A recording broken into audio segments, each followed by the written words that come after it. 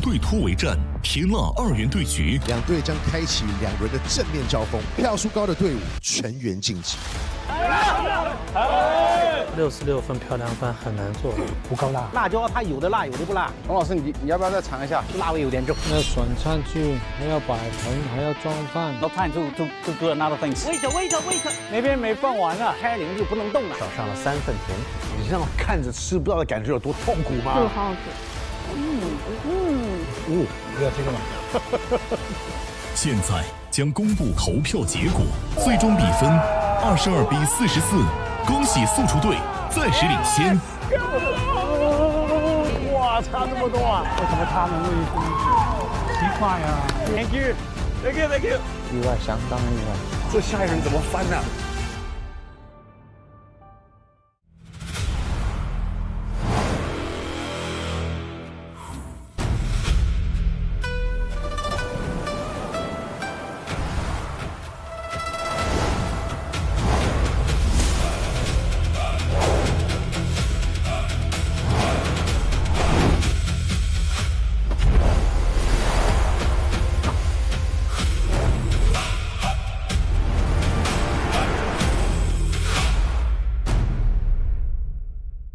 本节目由李锦记博研生抽独家冠名播出。李锦记博研道道都好吃，博研味更鲜，水就是水，让水回归纯净。本节目由娃哈哈纯净水赞助播出。本节目由七喜赞助播出。会吃的喝七喜，1周7喜，爽透顶。本节目由全球销量第1的金弄鱼1:1:1调和油赞助播出。团队突围战第1轮对决已经结束，眼下的输赢只是暂时，战局还远远没有结束。第2轮团队突围战即将开启，这一轮至关重要，将直接决定两队的最终命运。全员晋级，或是全员进入抢位赛。这压力很大，相差22分，我们可能要大胜，我们才有可能赢，要不然完全都没有机会，因为差距太大了。第1轮。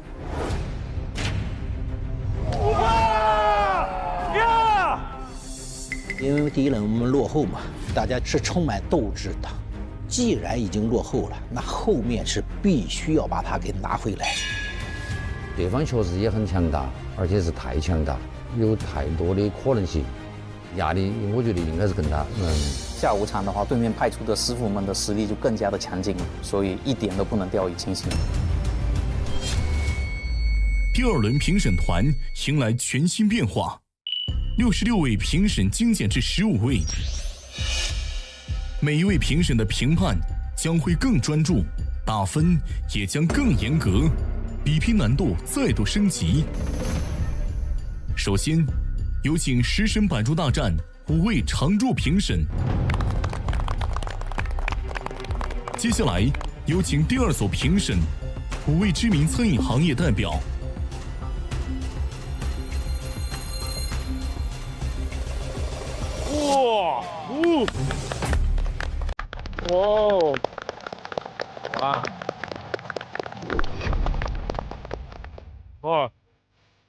甜点你哪是吗？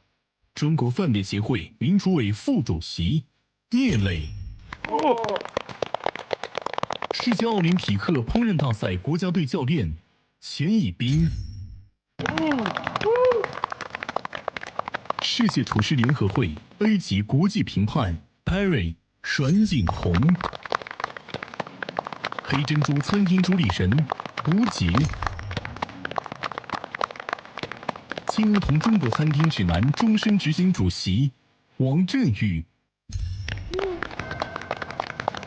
I think our getting bigger right now. 都是厉害了。最后，有请上一季表现惊艳的5位返场主厨。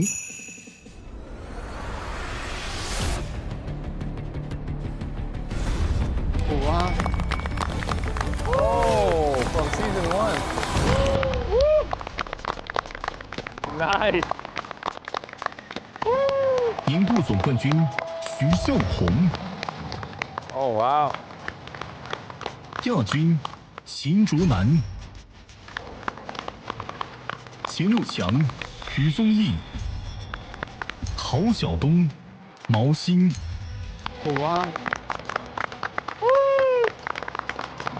They're all set. From season 1. Very familiar faces. It made it very difficult because they're all professional judges.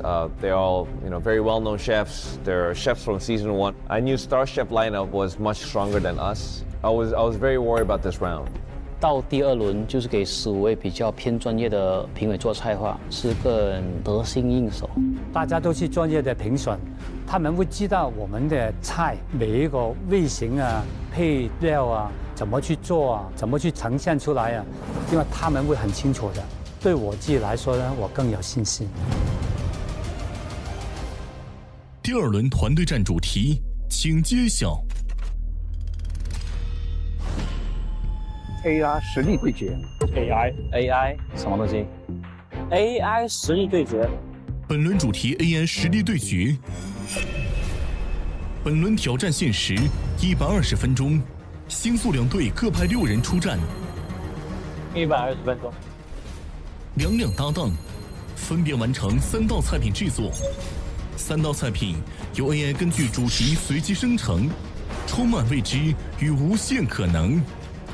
请注意 ，AI 菜谱仅为思路参考，两队必须以 AI 指定食材为核心，辅助食材可以自由搭配，做法可自由发挥，自主完成菜品研发、烹饪与呈现，用实力把创意变成美味。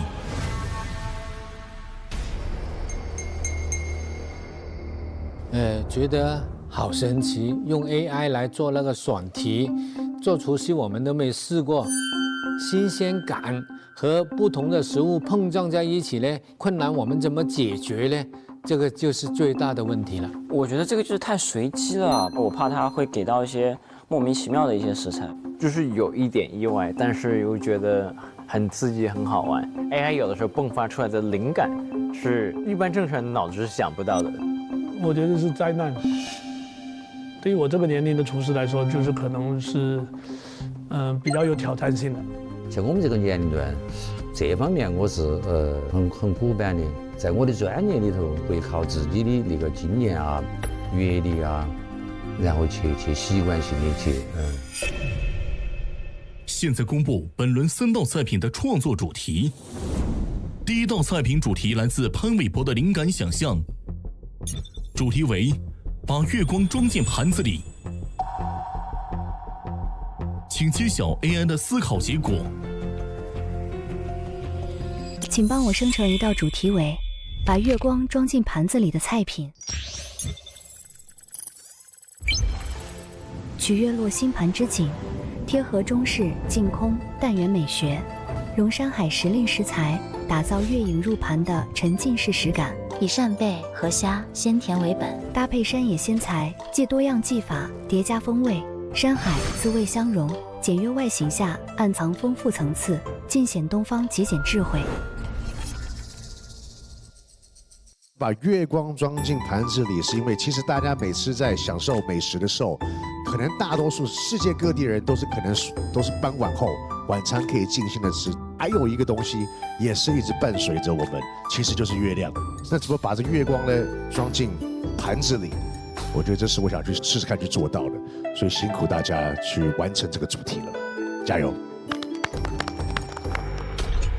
他这个 AI 真的还蛮像的啊，主题还蛮大的。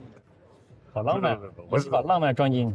哎，你也知道我这个浪漫的人。可是你觉得把月光装进盘子里，你会觉得盘子里是这些东西吗？我没有想到那么远。那你现在满意吗？这道生成的菜？我还是当然希望是牛肉啊、饭啊什么的。好难呐！你还在想月光？我在想，你出的题嘛？我出的题，我没想后面会变什么样子。他只叫我给个主题，我只想要月饼而已。对，像月饼。冰皮月饼。对，丝香的味道。哦，对。牛肉丸月饼。还是要吃肉。对，要吃肉。What AI? What is missing? Missing is I see no taste. Now, what does moonlight taste like? Is it sweet? Is it sour? Is it bitter? Is it hot? I need you as a team You give me your inspiration. Tell me what you think the moon tastes like. Give me your story. That's what I'm looking for. 上北下百合牛肝菌。哎，我们等一下可以看一下。不，你不能按照这上面来。没有，我们可以看一下，参考一下，参考意义蛮大的。所以我要根据这个做吗？没有，这是一个 inspiration。哦，让你 recreate， 你如果照着做，那就不太可能。说黑巧克力在这里面能干嘛？海鲜里面会用巧克力吗？很罕见。但是它只能是这6个食材下去，那可能很难搭配啊。对，那些虾呀。我听到这是 AI 随机出这个材料的时候，我心里当场是有吓了一跳，因为一些搭配是完全不合理的，巧克力跟海鲜是弄不出来的，就是这个口味。Definitely dumbfounded. Didn't really know what to do. There's a lot of ingredients that I never seen or never used, so it was very challenging. So I to be honest, I didn't know what to do. 第2道菜品主题经典回归，上一季决赛主题寒江独钓。哇，哎，好熟悉哦，太熟悉了吧？请揭晓 AI 的思考结果。请帮我生成一道主题为寒江独钓的菜品。以寒江独钓为镜，借助山野与水城食材，营造孤舟独钓、江风入味的意境体验。以鱼与鸭掌的细嫩鲜美为核心，通过不同烹饪手法与风味层次的叠加，构建出从清鲜到回甘的味觉旅程。寒江独钓呢，其实在上一季啊，徐孝红老师和秦作南师傅呢，已经做了很好的呈现。那么这一次 AR 给出的这些食材都比较普通，难度并不是很大。但是你怎么把它揉合好，特别像那个清汤，我个人的理解，寒江独钓应该留白更多一些，空灵的感觉可能会更好。去年那个主题，但是食材不一样。鸭掌跟鱼做在一起啊，这就是融合度很高的。对，这食材就荤素搭配嘛。这个还是有点意境的，颜色意境感很强的。这个怎么钓？这个钓什么？这个它就差点意思了。这个只有我们自己钓。这个菜品的青苔，它其实也并不是一个常见的一个食物吧，大家都觉得这个东西不能吃啊，你要想办法把它运用到菜品里面。但是呢，就是你只能是加分，不能是减分项嘛。第3道菜品主题出自刘涛的美食构想，主题为一口吃遍四季，请揭晓 AI 的思考结果。请帮我生成一道主题为一口吃遍四季的菜品。翠春鲜，夏劲，秋香，冬浓四味，炭火交融锅气，一口尝尽40风韵，满意是紧烟火气。以17乳鸽为基底，金蚝为精髓，佐以时令菌笋，巧施多重火候技法，铺展鲜香浓的味觉体验，40滋味凝于一口。因为我觉得其实每一个季度都有它美食的代表。如果说就是我贪心一点，一口吃遍四季，它会吃到什么样的美味呢？其实我当时的感受应该比这个 AI 更有诗意一些，不会这么实在的这个烤乳鸽里边配生蚝，但是我相信你们的呈现应该会比 AI 更美、更好吃。谢谢。所以这个主题其实还是很有难度的。他用这个17乳鸽和金蚝做主料，对呀，然后用各种蔬菜做配料。但是难的就是一道菜里面能体现四季，这个就看功力了。生蚝和乳鸽能做成一道菜吗？提供的这些食材很容易变浓、变腻。我告诉你，这些炖起来都是一锅的。最怕他们参考。哎呀，那就完蛋了，就完蛋了。这个主题的创作难点主要在于怎么样在一道菜里面呢形成四季的风味层次，而且呢能够达到平衡。这对调味的要求呢就很高。一直以来，我就是用李锦记的旧庄蚝油来做合味的，因为它是用咸淡水交汇处周龄长大的鲜蚝黄，经过长时间的熬煮和浓缩做成的，蚝鲜味自然醇厚，而且很有层次。就算在高温烹煮的时候，它的鲜味也很耐久，而且它能够把乳鸽的肉香、金蚝的海味和时蔬的清甜融合起来，让肉香更纯，让海鲜的鲜甜更透。所以这个旧庄蚝油真的是不一般的。它这个主食材跟副食材搞的什么东西，金蚝爆香，那就乳鸽没了。这6个食材就更不搭了。先不说这个乳鸽和金蚝这个东西要怎么搭配，首先这4个辅料的那个食材并没有分布到春夏秋冬这个四季，尽量只能说从烹饪方式上押题，但也还是比较困难的。接下来公布第2轮团队战评分规则。第1道菜品把月光装进盘子里，由15位评审进行评分，总分15分。第2道菜品寒江独钓，由10位评审进行评分，总分20分。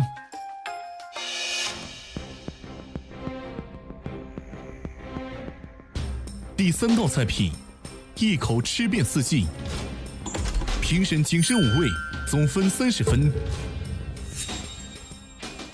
越后面的菜分数也高啊。对，3道菜品票数权重各不相同，不到最后一刻，胜负难分，2队都有逆风翻盘的机会。总共65分，15、20、30，一共65分，等于3道菜。So each round the plate is more valuable. Oh my god! 对决开始前，2队拥有30分钟的商业时间，选定每一道菜的出战成员，并讨论比赛菜品。他现在被我们拉了22分，他们要拉回来的话就不容易了，要一组就全军覆没了，他们也不容小觑了。他们下午的实力更强了。是啊，22分了，怎么这样？那基本上。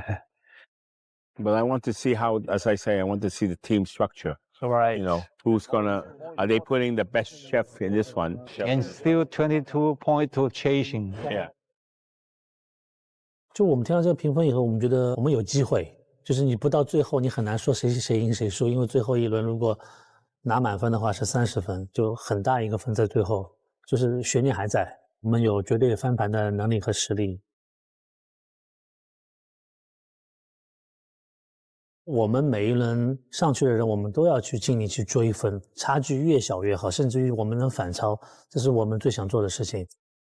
这第一个菜，把月光装进盘子里。我们两个吧，我们对，第一个菜就老周跟这个第一轮我们落后的多一点，我们先去抓点分回来。对，每道菜都很难，但是我的想法就很简单，我必须第一个上去，帮助我的队伍去拿回更高的分数，这是我要做的。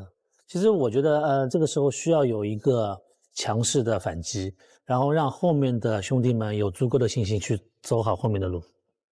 第二道，就是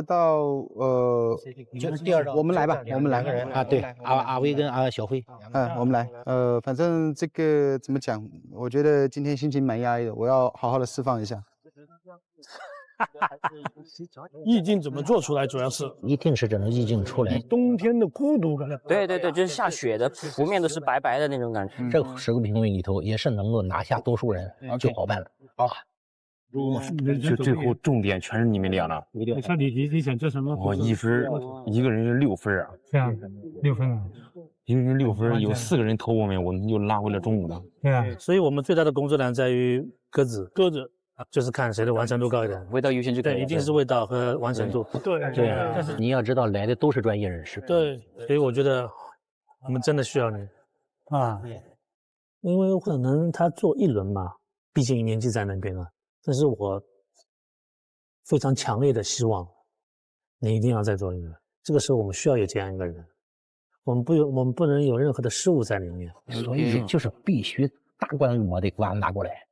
因为第3轮非常非常重要，所以请了我们的2位古师傅上场了。刚好最难做的食材，但又是我们刚好最擅长的食材。他们2位都是做鸽子最厉害的2位，我们是完全相信2位师傅。来，讨论一下。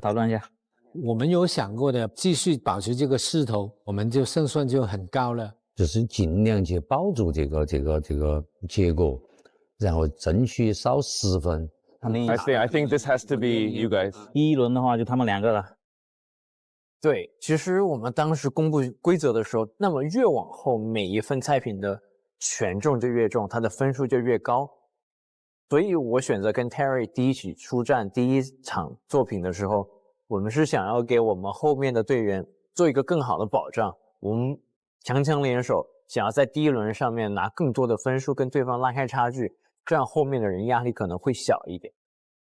把月光装进盘里来，我们讨论的时候是一个西式的，所以说由 Terry 风味工程师他们2个组队完成。就上一场的时候，他们2个搭档的很好，而且的话，大家又都是年轻人，又是想法比较多的，靠创意的话，我觉得第一场比较胜算。第2场的话，就派了我师傅和影视主厨上场，他们2个都是做川菜的，所以的话，他们的想法会比较契合，也比较能配合对方。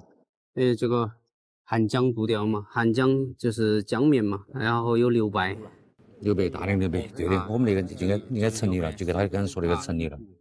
那我想的，我后面想的，咱们的第3道这么重要的话，那搞精细一点。他们肯定是做脆皮乳鸽的。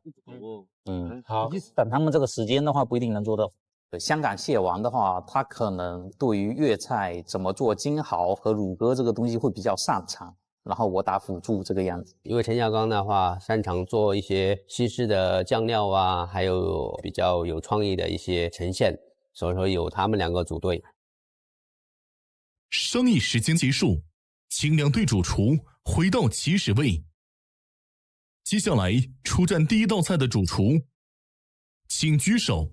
3、2、1。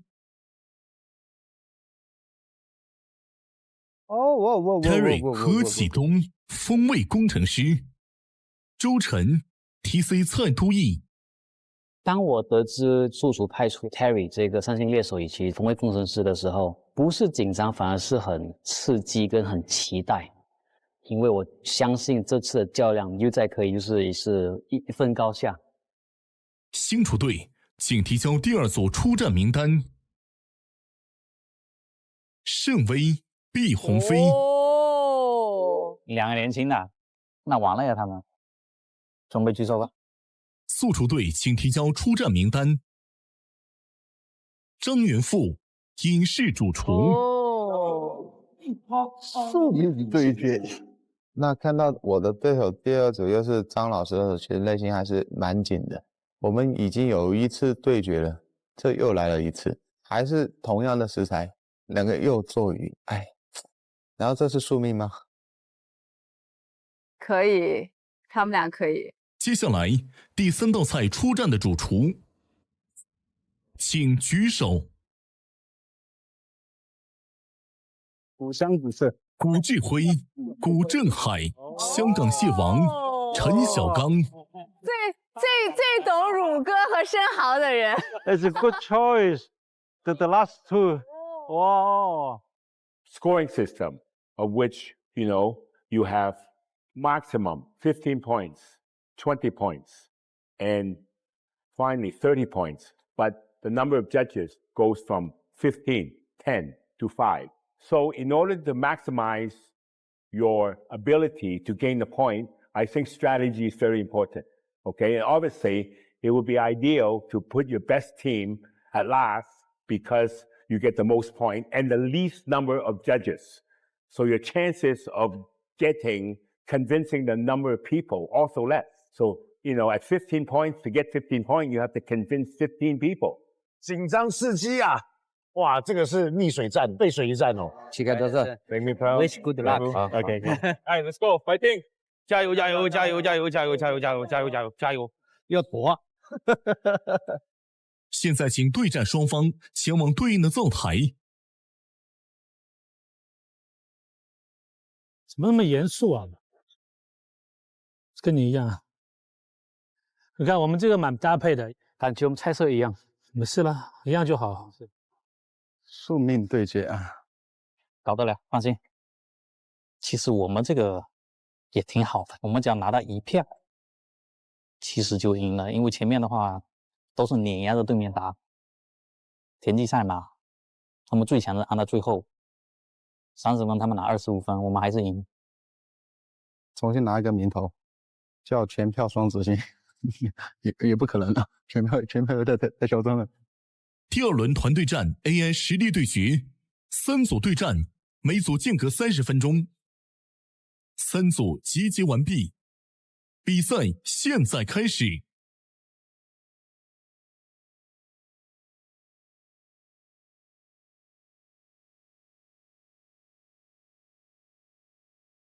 哎，我再多拿2桶娃哈哈纯净水，怕一会儿不够用哦。好啊，用水的地方多着了，像是飞水、煮饭、煲汤这些步骤用水很关键的，使用的水不同，最后做出来的味道也是不一样。没错，娃哈哈纯净水水质更纯净，也更稳定，对整个烹饪的过程都适配，还能更好把食材本身的鲜味慢慢带出来。所以很多时候，好吃的关键不只是食材，水其实也是我们隐藏的小秘诀。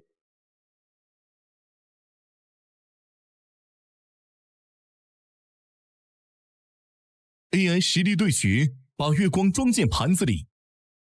120分钟计时开始。来，同学握个手吧。对，这个不用跑，推车吧。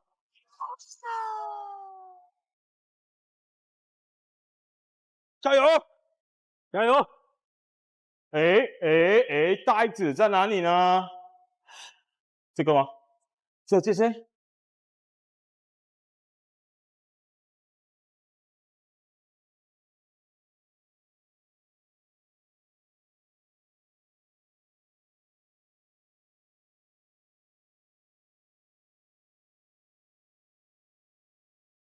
我开始去拿设备，你再继续拿食材，然后我把单子给你拿过来。我想把这个味道做成我的家乡味道，所以说这菜的概念呢是一个偏南洋风味来带动整个食材，尤其是我又可以用我就是南洋的味道来打败这个踢馆者。这是铝锅，你要铝锅还是 non-stick？ 都 non-stick 比较好。你要 baking mat 还是 baking paper？ 这个东西比较好，你现在用的，对。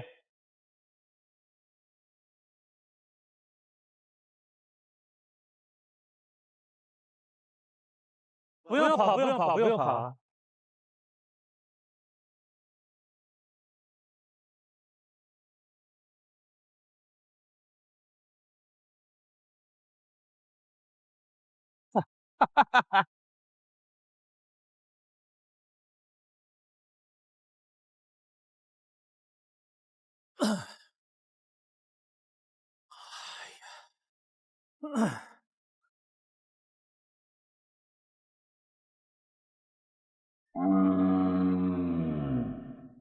我们又是一个生食的东西，所以扇贝一定要够新鲜，所以我一直在挑，一定要选非常有力量的那个比克鸡，然后把它铲出来，再去用最有生命力的那块肉，它才是鲜甜的，所以非常非常重要。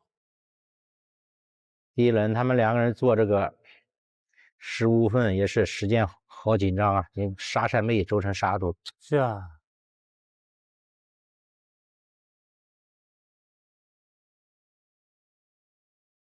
Ceramic 在左边对吧？好，你看你都放在那边。他们第一组也很强，只要第一组把分拉了一点，第2组再把分拉了，第3组我们就能拉大分了。第3组绝对能拉他们大分，我觉得就完胜了。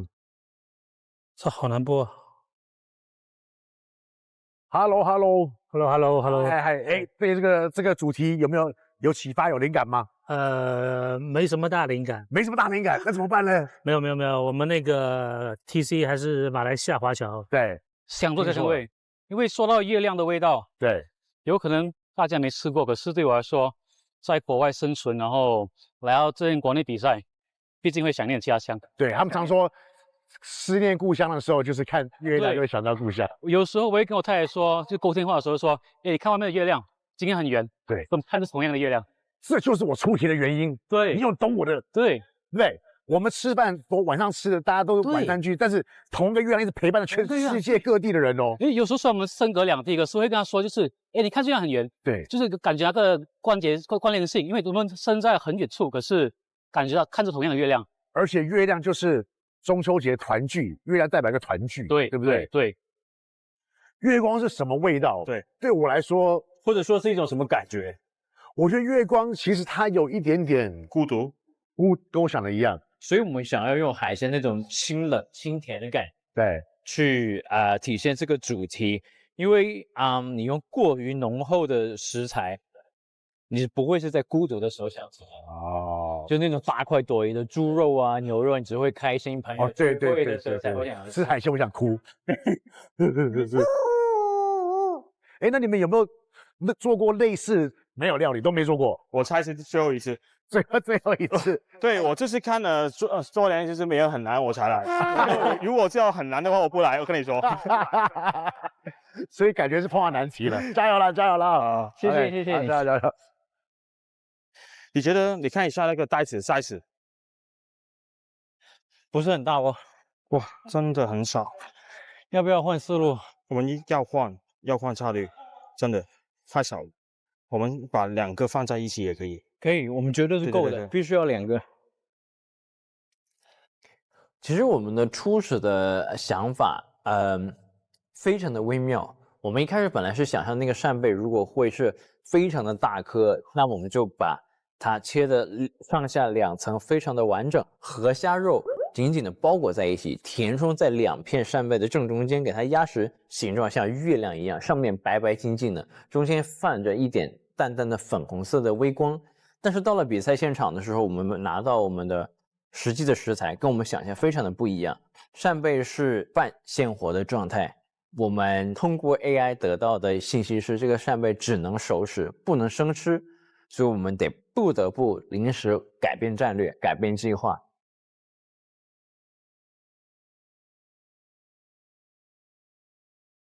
哇，真的很少。我在想，你讲。可能这个要跟那个虾子先煮好，这个可能不可以做成我刚刚说的，就是虾一定要熟的，必须要熟的。对，这个虾很小，对，口感可能是不一样，但是味道是应该还好。我们把扇贝肉整颗取出来进行煎制。然后把河虾肉取出来，也是经过简单的翻炒。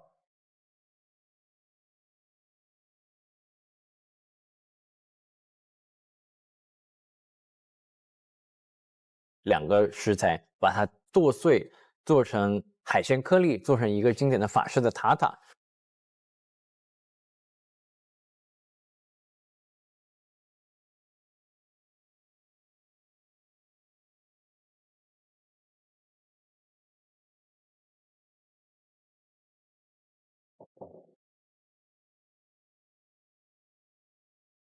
不要弄那么多的就是复杂的工序，就是吃生吧，因为它的味道就很甜美。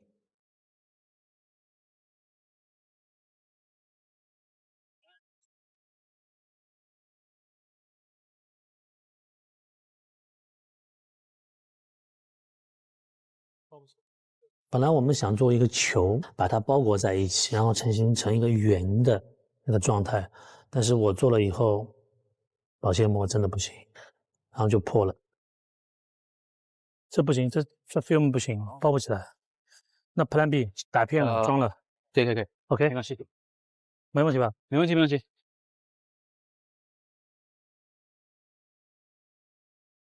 因为做这个赛前，我跟 TC 沟通了3个 plan。A 不行我们就 B， 然后 B OK 了，我们就不用考虑 C 了。关键现在是2个人配合，这个也麻烦，思路还得一致，在很短的时间内迅速要做到将对，你分工嘛，它要时间很关键。这个味道其实是我家乡的味道，我想要把它呈现出来，所以说我就跟周晨老师提议说，不如让我来弄这个酱料、这个风味的东西，然后他就负责弄就是海鲜类。这样子的话，我们就可以分得很明确的工作，能弄成一个天衣无缝的组合。把这个虾子就是做成塔塔，就是把它剁碎。OK， 然后配上就是带有清香又有口感的这百合混在里面。所以说我们把这个扇贝切薄片，这海鲜的甜味又有清香又有口感。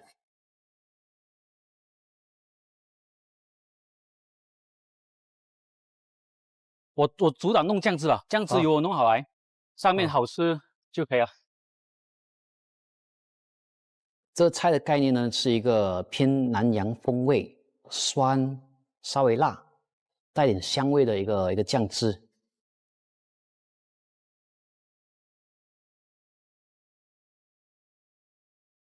味道够就不用烧了，直接打吧。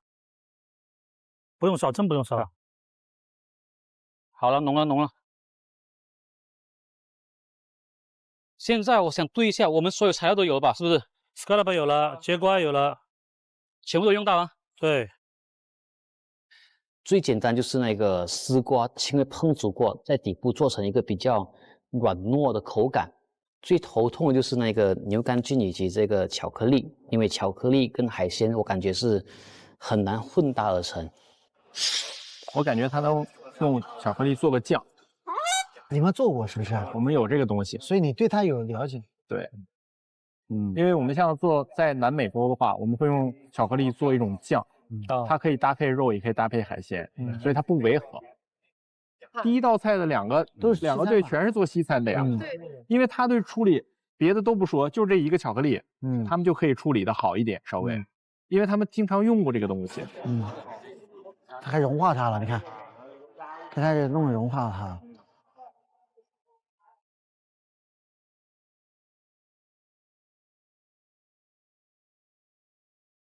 所以说，就是我把这个牛肝菌轻微的就烹煮一下，放上巧克力，放油打出来，打变成一个泥，我就用昆布把大家融入在一起。他在烤昆布，闻到好大一股味儿。烤完了又干嘛？打灯粉。还带高温烤过之后，它会从咸变成甜，就能跟巧克力融合在一起。可是它本身还带一些盐的成分，又能跟这个牛肝菌混在一起。我还弄了一个南洋风味的油，就是八角、柠檬皮啊、姜制成了一个油把刷在这扇贝上面，它就是带出了一个清香的口感。你脆片做好了吧？啊，脆片好吗？脆片我做多一轮，做多一轮，保险一点。蝴蝶不好用，它太薄了，蝴蝶感觉不好用。那你随便，对，有啥用啥，因为它就是很容易断。没事 ，Plan B。然后我还弄了一个白胡椒的一个脆饼，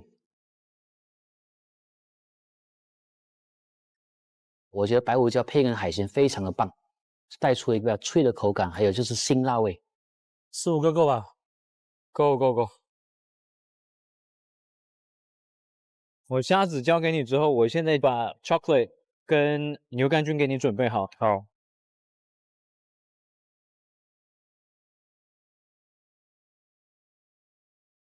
chocolate oil 吗？就普通的油，我会把黑巧克力打进去在后面。哦，可以。我们把牛肝菌进行炒制，然后再跟黑巧克力打在一起，做了一个法式的 Sauvignon sauce。Stronger。巧克力味道很香哎。对，但是需要就是这个很好吃，但是要足够的那个醋。然后用了一点点的醋去提升它的风味，也更好的能平衡黑巧克力跟海鲜之间的这样一个对冲。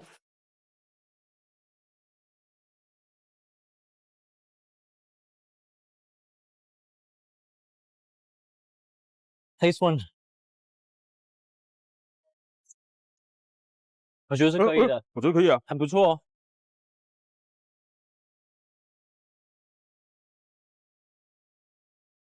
这个东西带皮不带皮？带皮啊，带皮可以啊。皮是可以吃的吗？这个那不搭皮好了。我觉得皮不一定好吃。不搭皮。食材来的时候，跟我们想象的其实完全不同。我还以为就是像一些西餐那个节瓜就是比较硬，然后它那么软，所以我直接换一个想法去做。对，就是变做变换的状态。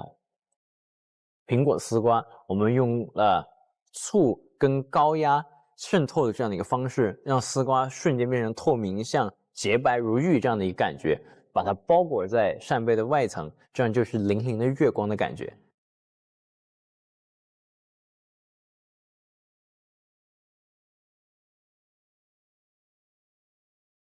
所以下面呢，我们想要制造黑月的这样的一个感觉。那么最上面呢，我们还想了一个用面包片做成了一个脆口的小插件。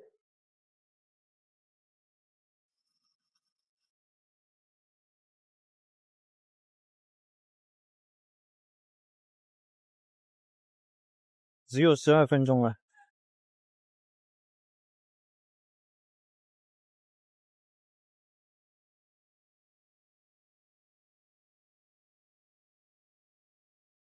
不行，你这个太散了。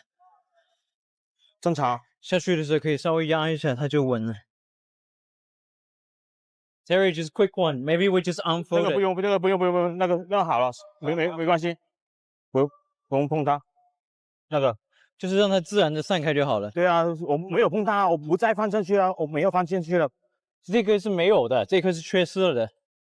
是因为那个袋子太少，然后我要改变了切法，然后就散掉。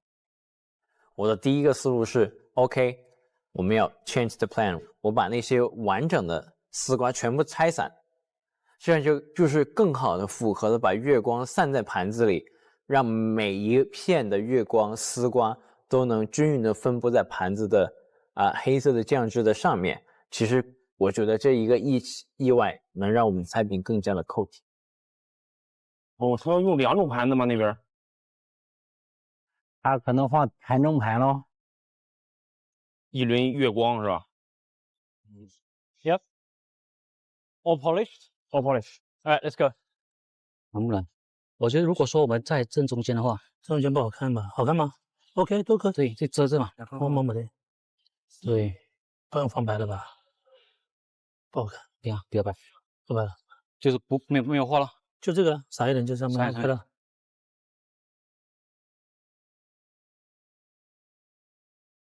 深色一些，夜晚夜空中。OK， 就这么搞，可以，就这样吧，就简单吧，哈，就简单，主打味道。OK。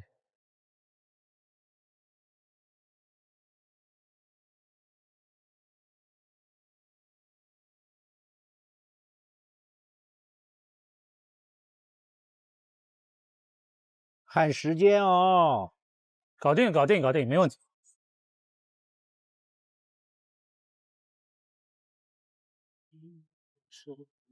我们都能非常的互相的去支持对方，我觉得我们配合的还是不错的。我只能说，这个效果是我们当时能呈现出最接近的成果，所以说非常满意了。大半夜很热吗？好吃的，尤其是好吃。对，那个丝瓜的那个酸很明显，杨桃也有。对。完成度上面来讲，其实不太满意，3成吧。这没办法，就是意外就是这样子。不管你是有多的创意，还是有多的技巧，还是有多么的想法，最后还是经验不够。首次合作，所以出现这样的意外，我们没有想到，但是我们也没有互相埋怨对方，我们只需要在规定的时间内出餐，因为我觉得我们的味道和概念还是有很大的几率可以胜出。我们要把东西尽可能的做得好一些，我们要去帮团队拿回一些分数。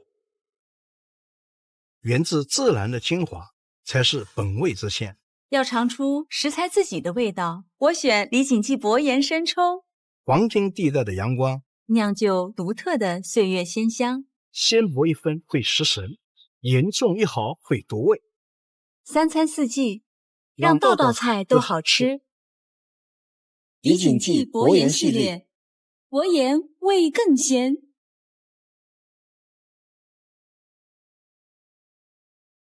哎呦！月光装进盘子里。接下来，请新厨介绍自己的菜品。嗨，各位老师，我是 TC， 在这边呢，就是呈现出一个我们新厨的套餐。第一个就是一个冷餐。月亮是很纯洁的一个形式，所以说我们的扇贝都没进行很复杂的烹饪。然后我们把牛杆菌及巧克力配跟这个昆布制成一个黑色的油，就好仿佛在一个夜空中，然后中间的这个月亮就是闪耀着。最重要的就是那个河虾以及这个百合，我们制成了塔塔，然后这个百合会增加脆度，所以说整体它就是一个milford一个千层的概念。上面放的是一个花的一个脆片，然后它也应景了，这是一个花好月圆。月亮其实是每次我在国外工作还是去学习的时候，就会看到那一个在我家乡马来西亚的这个同样的月亮。月亮就是家乡的味道。谢谢。接下来，请素厨介绍自己的菜品。各位老师好，我们今天晚上的作品寓意代表阴晴圆缺。首先，最外面的深色的圆盘是代表皓夜的深空，然后白色的主盘是我们洁白的明月。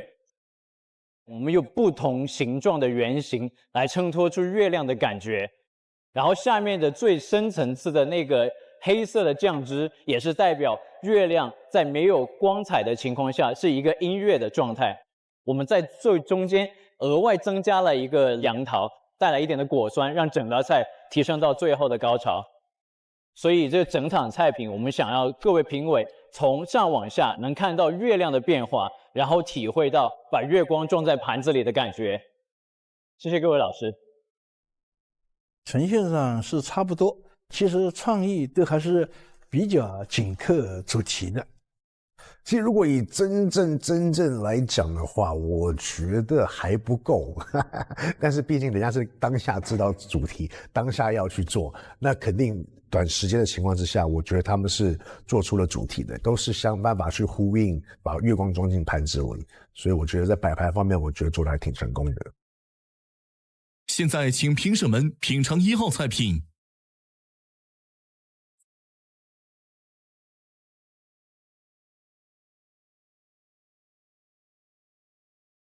它的鲜贝一层，鲜贝用了2层啊。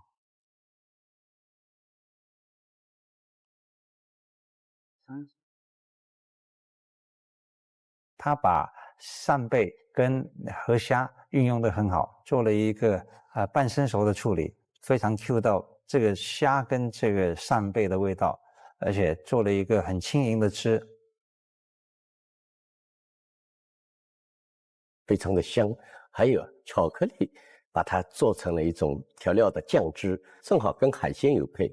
那跟前菜的话又是非常切入的。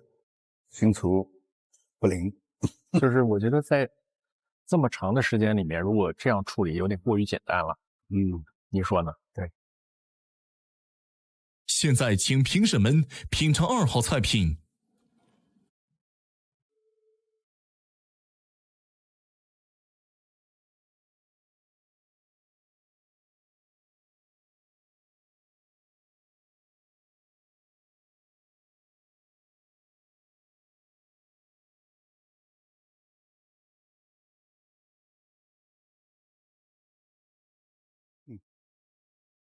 有风味，有风味，对吧？有风味，这个也会好，我觉得也是，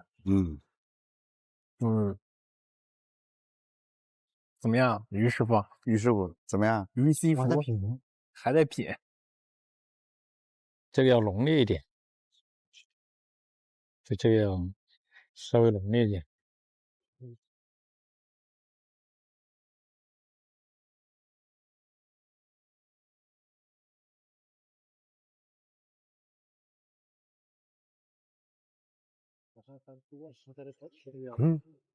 怎么皱起眉头了？这个为什么有点酸？对，它那个酸，我也刚刚觉得太酸了。它那个应该是什么？感觉像是这种酱。徐老师，它这个是不是有点酸呢？它是放了什么酸杨桃啊？杨桃。它这个酱是拿什么巧克力打的？它有点巧克力，加了巧克力去打。我倒蛮喜欢这个面包和这个面包脆的这个口感的。我觉得我们口味还蛮一致的。该不会又跌破眼镜一次？所有菜品品尝结束，本轮15位评审共15票。1号菜品为星厨队，2号菜品为素厨队。请评审们开始投票。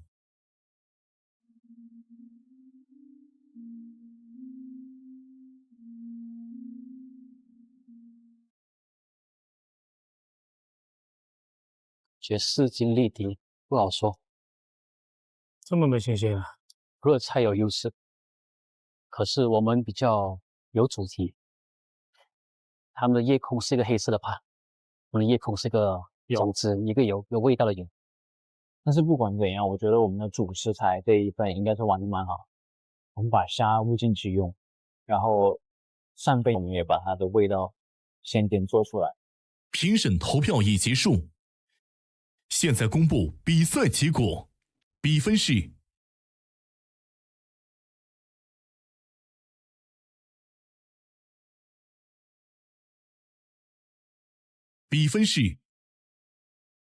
13比2，星厨胜利。Yes， 漂亮，漂亮。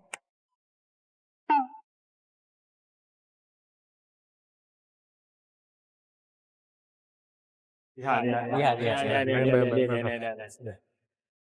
目前为止，总比分为星厨35票，素厨46票，票差缩进为11票。哇，这个，哇塞，这个追了一半呢。哇，这个11票了不得啊！我没有想到15个人里面有13个人都投给了新厨，所以这个分数一下就上来了。哇，我相信大家都很意外，非常的惊讶，到底是哪里出了问题？我觉得两边都各有自己的一些创意跟想法，把它融入在这次的这个菜肴里。第一眼看的时候，我觉得两个的想法、形状、呈现是有点类似的。新厨的话，其实这道菜我觉得就是有真的吃到那个海鲜的鲜，我不由自主会去回味鲜味跟这个汤汁的这个酱料的这个结合。哎，真的就感觉好像是在一个夜晚里面，看着月光照下来，然后很享受这个当下，所以我觉得这是一道很成功的菜。那我们的新厨手法我觉得比较好，把这个食材的本味能够体现出来了。你对扇贝这一块，包括虾肉这一块，没有过多的去烹饪，而是你用了一些比较开胃的一些调味汁，来做一个结合。你最厉害的就是你把百合碎混在里面，我们吃上去，上面是松脆的，里面是清脆的。你这道菜非常完美，所以我这一票我是给的是新厨，谢谢。新厨呢想法很大胆，就直接奔主题，没有多余的招式，艺高胆大，这也展示你们的技巧跟底子很厚。素厨盘中盘的装盘，巧妙的把月亮呈现出来了，这个就很加分，紧扣这个题。所以在我这边认为，素厨呢做到了把月光装进盘子里，已经让这个月光动起来了，所以他在我这一边，我投他。素厨的这个呈现表现得很好，但素厨你的调味太重了，就已经盖过了主材的味道。如果没有告诉我是扇贝，真的我很难发现扇贝。我真的不知道你要呈现的是什么，想给的太多了。他们又想呈现杨桃的酸，让我们打开味蕾，又想展现巧克力和牛肝菌的浓郁，最后还非常环保主义的做出了一个虾壳的粉。这3件事情都很好，但不应该在一件菜上呈现。我们想太多，我们完全把那个心思没有放在味道上面，但是我们觉得要创意、意境，我们把那个心思都放在这2边的时候，其实这些食材不可能做成好吃、创意跟意境 AI 的东西，然后其实这3个东西是不可能成立的，我们把那个方向想错了。第1轮比赛已结束，现在请2队主厨上2楼观赛区。加油，追回来！是那个石头掉下来了，就是松了一口气。因为我的目标，我不要一个很接近的分数，我就跟周总说，我们必须要一个一面倒的分数，我们必须要就是13分以上。哎呀，非常满意，预定目标超额完成。哦，轻轻又松松，辛苦了，必须的，扳回11分，太棒了啊！兄弟给力，兄弟给力！一追了10几分，有好戏可看了。这追起来就也一下子就整个人都兴奋了。其实说真的，如果这个可以生吃，我会做生吃。不好意思，是我误导了你。真的，如果这个是生吃，我会做生吃。接下来要宣布的是，第2道菜品评审缩减为10人，由节目常驻评审和上一届返场主厨组成，每位评审1票计2分，共20分。第2轮的比赛会是怎样的走势呢？我们一起拭目以待。准备的怎么样啦？对比赛有把握吗？ AI 搭配的很新颖，我还在思考。面对未知的菜品创作，我推荐你用金龙鱼1比1比1，它有8种好油科学配比，里面含花生油、玉米油、菜籽油等等。煎、炒、烹、炸，任何食材都适配。谢谢老师提醒了我，我平时也常用它。金龙鱼1比1比1，做到零反式脂肪酸，产品符合欧盟标准。用它做菜，口感更丰富，还健康。有它助力，我更有信心了。第2组韩江独钓，120分钟。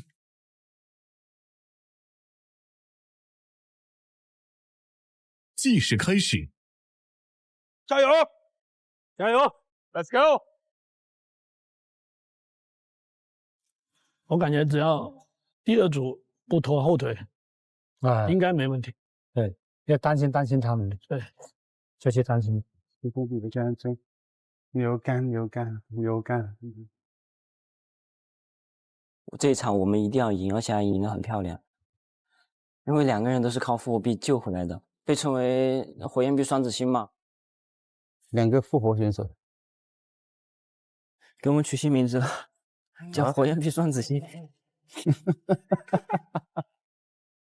有开心，我能继续比赛，能继续参加这个节目嘛？但是你是被复活的呀，你不是说打败他了，心里会有点不舒服，就觉得你还是不如人家，你还是没有战胜他，你还是被复活回来的。火焰币双子星这个 title 我是不想要的，我想抛掉的，我会全力以赴了，因为如果不认真，很可能就没有再去表达的机会了。我对他们还是很有信心的，只要他构思清楚，我都说嘛，叫他尽可能的不要搞太复杂的东西，应该是没问题。我先把那个鸭掌拿个锅给我先把鸭掌炖起来。好。我先去弄去球菌。我对韩江独钓应该是比较有把握的。当一出来看到这一食材的时候，其实脑袋当中就已经有一幅画面了。它里面有很多的菌类，有笋类。菲菲从云南过来，他对这个菌类的处理是蛮有优势的。那么好了，鱼是我的舒适区，让我去处理荤料和2个口味的东西，准备做一个川味鱼块和蒜泥鸭掌。我们是从韩江独钓这个诗句出发的，第二道，本身这个完整的诗句就是“孤舟蓑笠翁，独钓寒江雪”。对，这是冬天的孤独感。对，是，对，就是下雪的，湖面都是白白的那种感觉。觉得还是以意境啊，意境怎么做出来，主要是。所以我们想了一个非常孤寂的意境：大雪纷飞下，一蓑孤舟垂钓。大雪纷飞嘛，湖面它应该是洁白的，那我们就拿小球菌来做。寒江独钓，鸭掌茭白早已冰封于湖底，绣球菌比喻白雪皑皑的湖面。云南的话，就是会以一个菌菇油的方式去展现嘛，它有一个爽脆的一个口感，但是呢，我又想让它菌香味会更浓郁一些，所以我用了鸡松茸和口蘑来熬了一个菌菇油，和那个绣球菌，和它一起拌。绣菌好了，然后上面还有根鱼竿，用莲藕比喻鱼竿，切这么长够了啊？就正常这么长差不多。OK， 就是鱼竿也是用莲藕切成条后裹粉油炸，做一个脆的口感。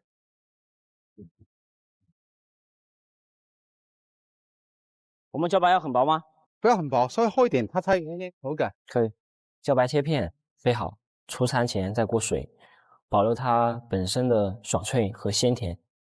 最后是青苔，你看这个青苔就是云南的青苔，你看这个味道，它就是海苔，然后给它炸碎，炸脆了。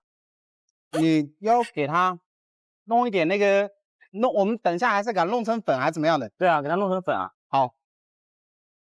鲈鱼比喻江面孤独的小船，青苔下锅炸脆，碾成粉，撒在船上，就像孤独的渔翁垂钓了很久，久到船都长满了青苔。接下来更多的工作就是我的了，是吧？整个独钓寒江雪，我负责的部分主要是处理鲈鱼，还有2个酱汁以及鸭掌的部分。不要着急，不要着急啊，稳住啊 ！Go！ 我们都加快点，我这里鱼弄完之后马上就炒起来了。我这个弄完我就马上去了。整个鱼呢是有去裹粉炸出来之后，它刚好卷起来像一座小船一样，也符合了独钓寒江雪当中的一个场景。Hello， 周小英老师。哎，你好。你们是第2组吧？对，我们是第2组。那你那个主食材呢？主食材是我们的鲈鱼。鲈鱼。对。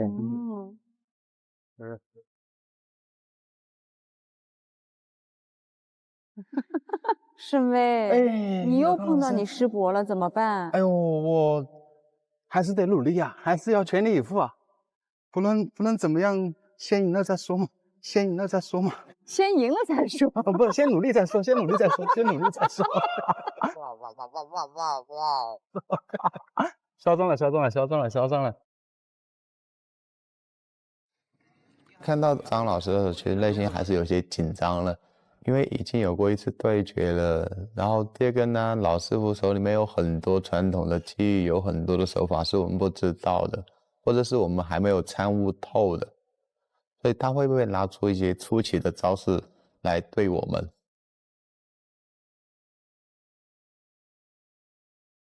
两边都是很会做鱼的，2个正好都穿对穿。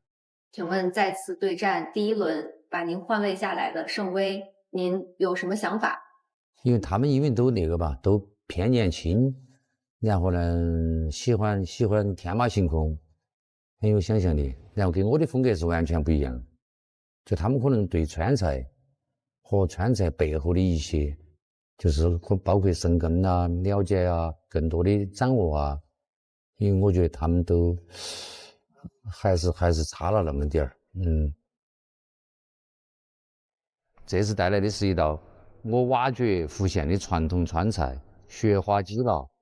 今天我将结合主题食材鲈鱼，把它改编成雪花鱼捞。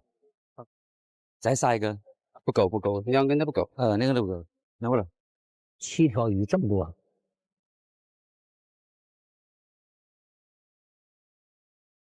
跟鸡捞不同的是，鱼肉相对较嫩，口感好，但是腥味大。我先把鱼搞点冲一下水吧。冲了我那个嘛，拿姜葱给它挤起。好。哦，才把鲈鱼做成净肉腌制了。这个肥肉呢？要拿炒鸡了，炒那个鸡了，它要白对，它白。这个四川的一个很有名的一个经典川菜。就是你是用鱼炒还是用鱼辣？用鱼辣啊，这个就原来传统的是鸡，对，他今天用鱼来代替，方法是一样的，方法一样，但是这个很有难度啊，有点技术难度的，这个它实际上是一个传统的技法，它叫软炒，然后打成蓉，先慢档打一下。这个菜比例很重要，加多少水，多少蛋清，才能让这个鱼蓉成型。还有过滤的吗？对于这个韩江独钓，我们这道菜的设计，首先我们想创造一种就是宋式的留白。韩江就是江面嘛，然后有留白，就把鱼肉盖在江面上嘛。留白，大量留白，对的，我们那个就跟他刚才说那个成立了。对呀，中间是长的这个东西嘛。它也托得起，然后底下把这些把这个缠了，基本上就很干净。张老师的话，他主要就负责这个鱼捞，其他的酱汁啊，还有配菜都是由我来完成。把蛋清和鱼蓉混合在一起，要手工搅打上劲，再熬个鱼汤，把剔下来的鱼骨煎香，熬出奶白色的汤。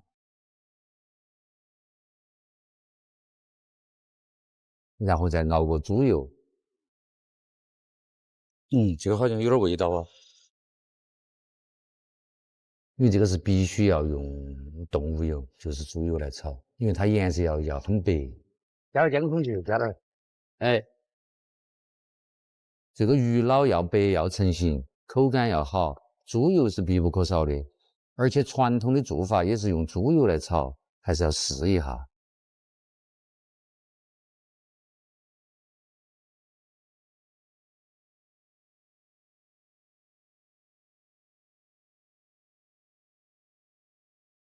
还是不理想，还是有味道。这个有可能不得行啊，这个有可能不得行。我拿了其他油，要不用那个油炒，就用其他油算了。沈威，控制好时间啊！没问题，没问题，没问题，够的。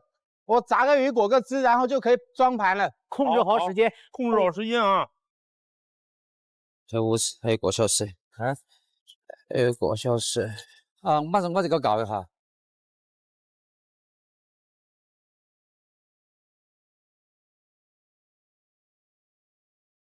来尝哈。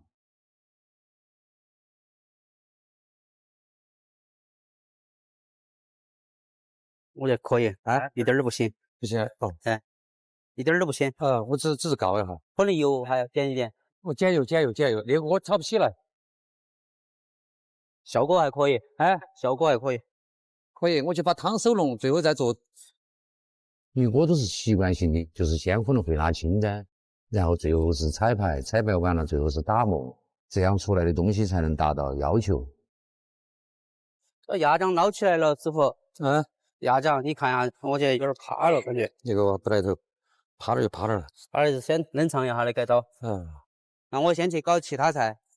再加上我们腌制了一个马踏湖的一个莲藕，莲藕只取了马踏湖莲藕的这个新的一个部位，用了点柠檬汁，还有我们的糖，新鲜的橙子皮，然后做来腌制。这样的话，它有一个清爽的一个口感在里面。然后还有茭白，茭白我用最原始的方法去炭烤它。青苔。我们用了一点点墨鱼汁，表现出这种丹青水墨之风在上面。我来去鸭掌了，鸭掌用白卤水，然后加点蒸鱼豉油，还有一些蔬菜去给它压一下，这样的一个潮式卤水的一个做法，让它保持一点抠度。师傅，你看的话鱼汤哦，我带点儿调嘛，小火调。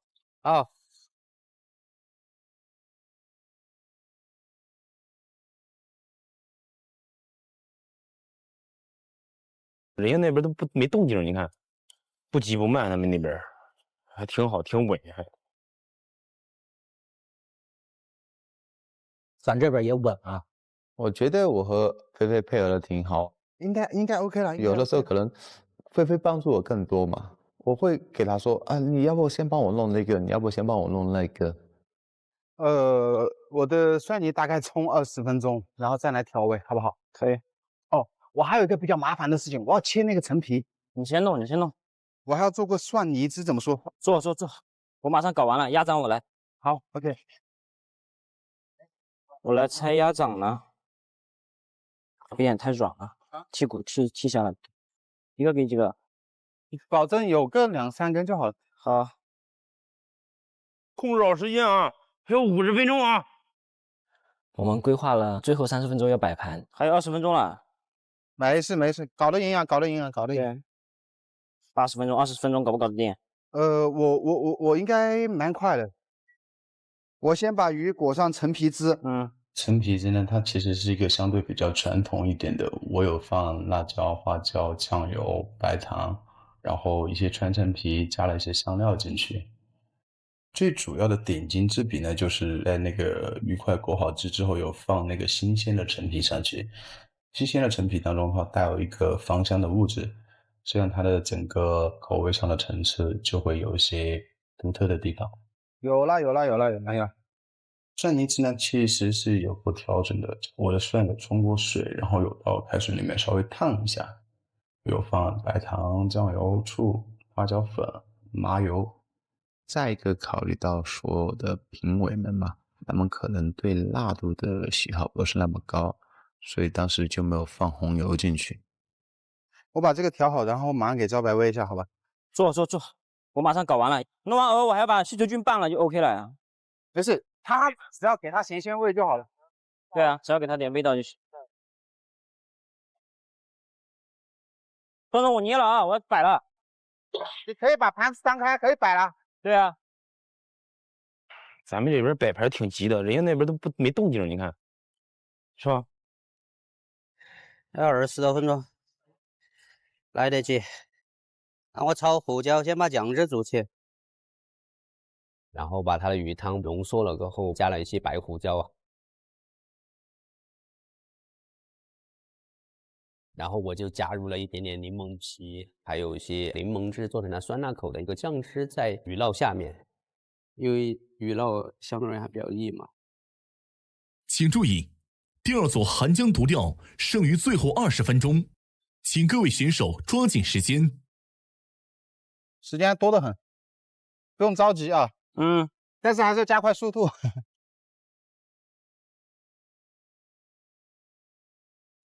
我觉得可以炒了。好，现在公布第一组的比赛结果，比分是13比2，星厨胜利。Yes， 漂亮，漂亮，漂亮，漂亮，漂亮，漂亮，漂亮。当时的那个时间已经非常紧张了，然后出现了一个就是没有想到的一个比分情况，突然的一瞬间，脑壳有点晕了，有点急了，有点晕了，太细了吧？得行，可能不得行啊！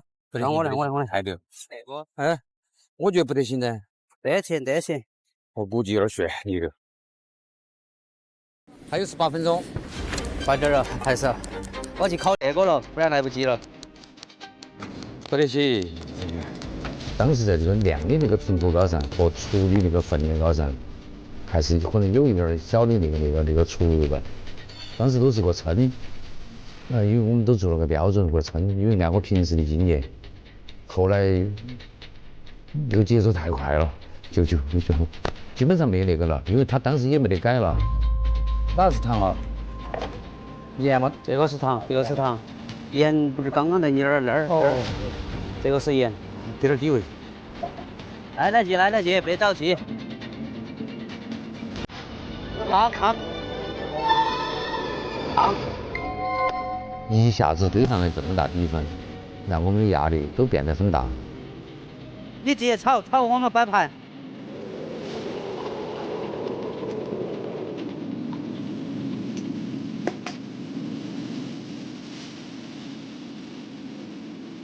来得及，来得及，别着急。来了，好，这13分钟，快点，你来摆藕片。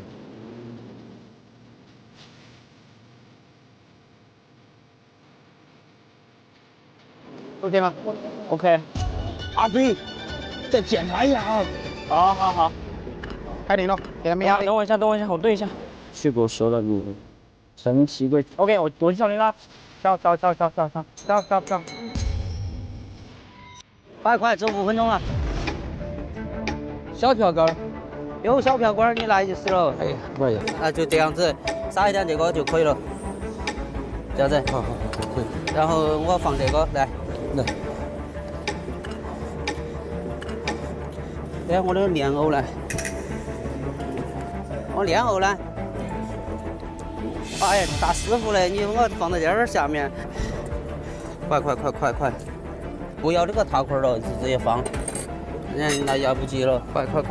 第二组寒江独钓最后1分钟，请选手抓紧时间，出餐按铃。超时每30秒将会扣1分。哦，你按铃。你这儿。你按铃。铃呢？随便按一个铃就行了。哎，这儿。啊。铃在哪里啊？倒计时，10、9、8。你按的。6、5、铃呢？4、3、2、1，铃，时间到。哇！接下来，请星厨介绍自己的菜品。OK， 各位老师好。其实拿到这个题的时候，我们就想到那句古诗嘛，孤舟蓑笠翁，独钓寒江雪。所以我们把鱼化作孤舟，绣球菌化身为寒冬的白雪，然后以茭白为湖面。鸭子呢，冬天嘛会冻到湖底的，所以鸭掌我们放到了盘子的最下面。然后酒精封霜之后呢，钓鱼的线已经没了。小船上呢也结了一些岁月的痕迹，所以上面有一层轻轻的青苔。那么多食材，我们都是把它藏起来，就是给评委老师一个隐藏盲盒的一个感觉。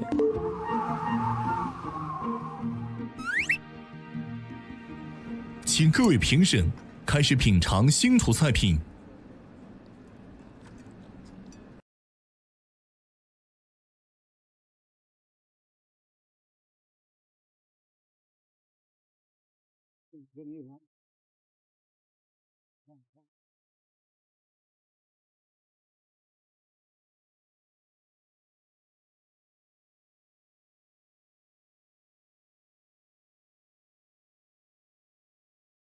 大家都在细细的斟酌。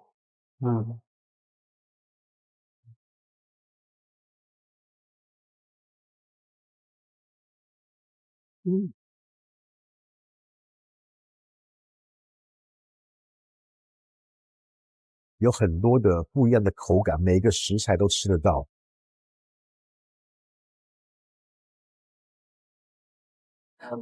然后下面那个小蒜泥拌的那个酱汁儿，你就越吃越停不下来。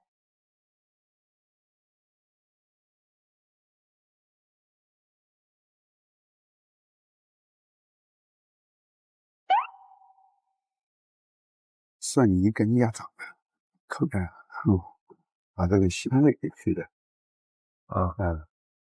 还有辣味，对吧？它的风味都变。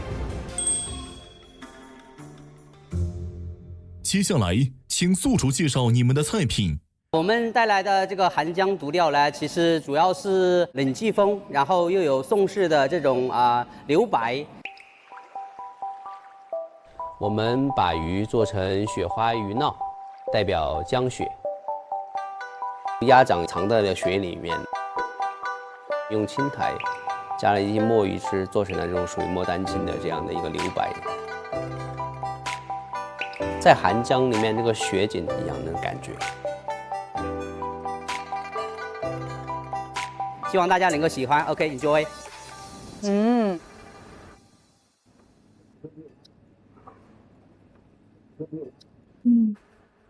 很清雅。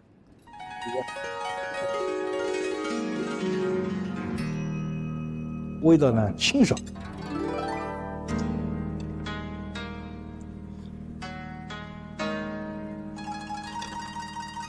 因为现在的人，我觉得味道挺好的，就看他们喜不喜欢。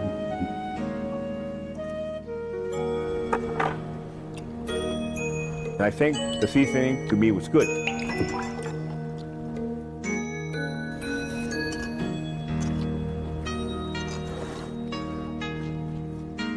吃鱼不见鱼，我觉得很高级。其实这个也好吃，也好吃，不错。它是川菜的传统的雪花鸡肉，变成了雪花鱼肉，它工序比较复杂。那也好吃。对。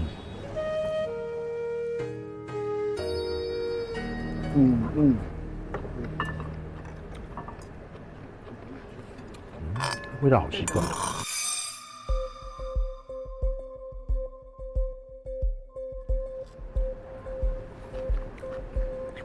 柠檬，哦，柠檬太重了。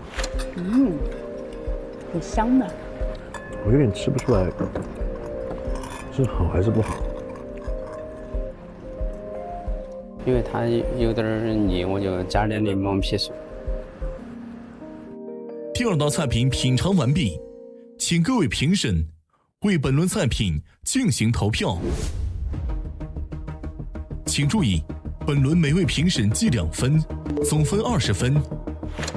喜欢新厨菜品，请按1键；如果喜欢素厨菜品，请按2键。你喜欢哪一个？我觉得都还挺好的。现在还没有办法决定。两个其实也差不多，两个队都有自己的这些创意在里面。他把一个把血标出来，一个独调标出来。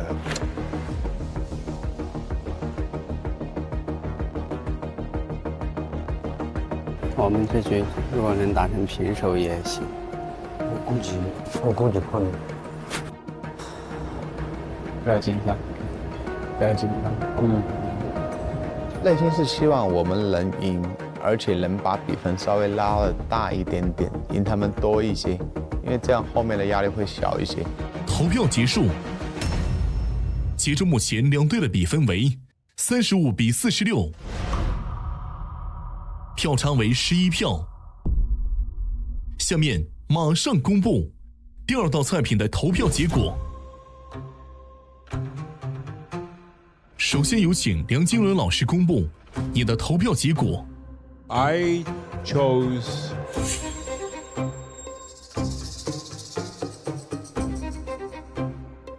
I think this round might have chance because the Chinese food.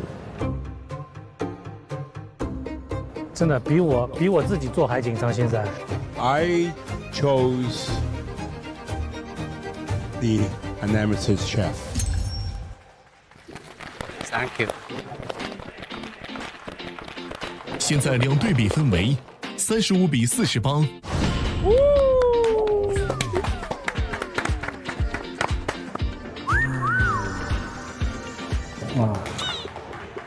It is a very unorthodox dish, and I took a chance to vote for you. So I hope I'm not going to be alone in the Cold River on the voting. Thank you, thank you.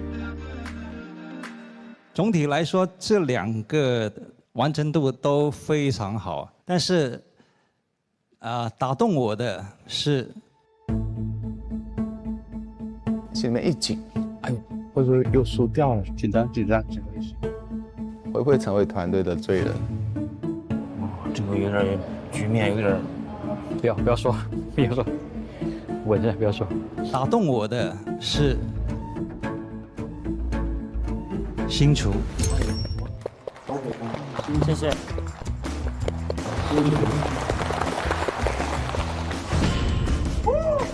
哎，好。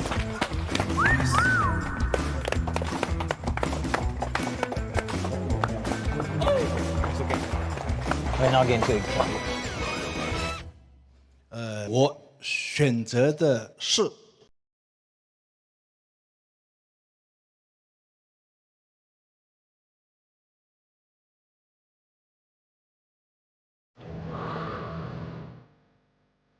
别晃哥，我没晃。清楚，清楚。Yes！ 个位数了，个位数了。我投给新竹。我投了这个新楚。投给星厨。我投星厨。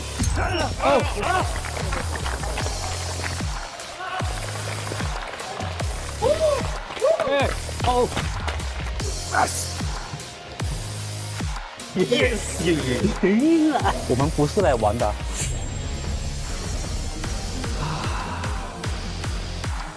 应该平手，应该差不多平手。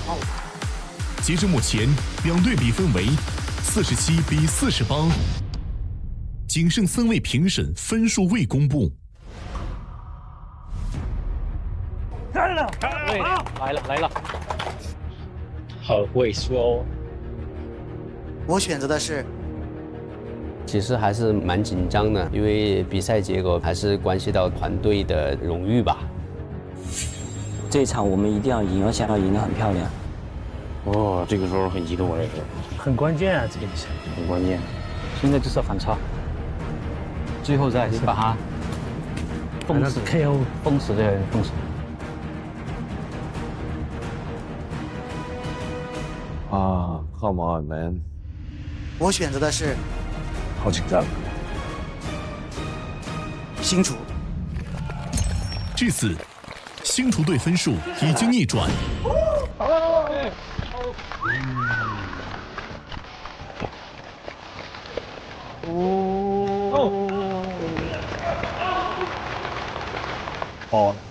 那这个肯定超的，是。漂亮，反超，好，漂亮，反超，好。没办法。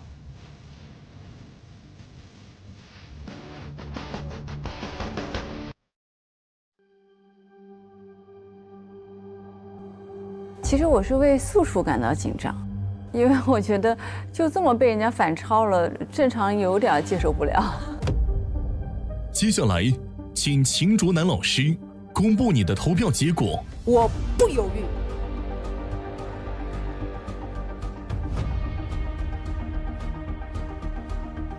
我把这一票投给了素楚。谢谢，谢谢。两队比分为49-50。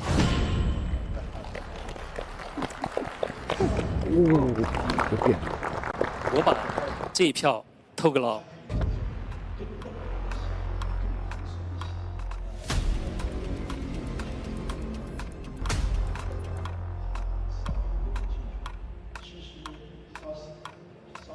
我把这一票投给了。可能翻盘哦。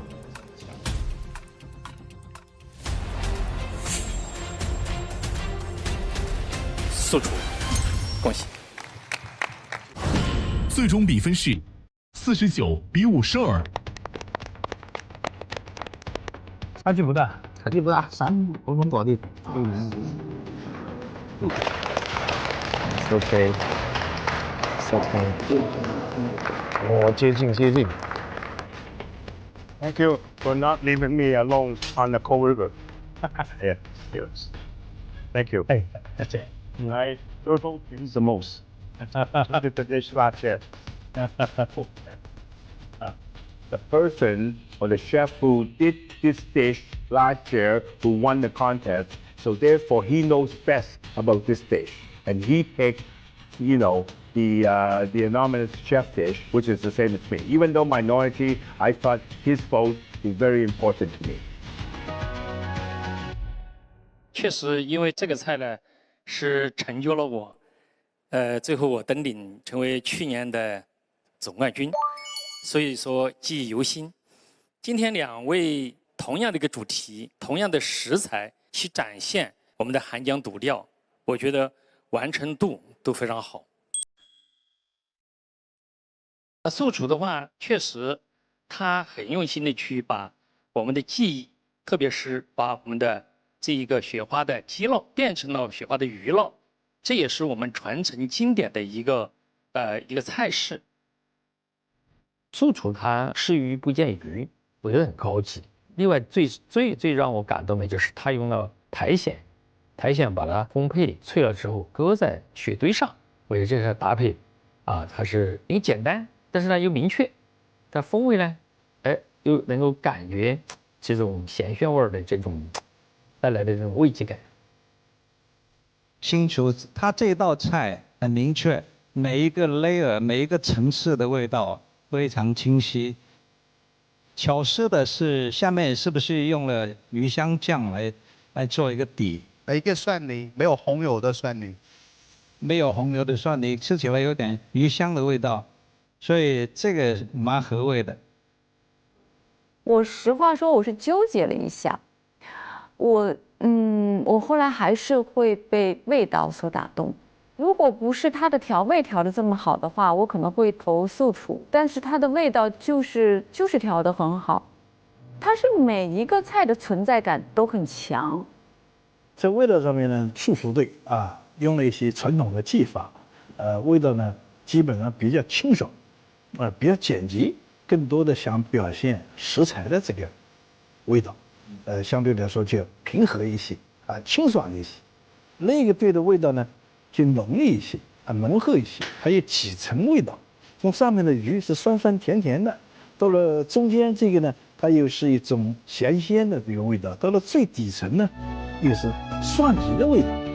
它这个味道有层次，所以它能够单独吃也有层次，混到一起吃，味道其实也是很丰富的。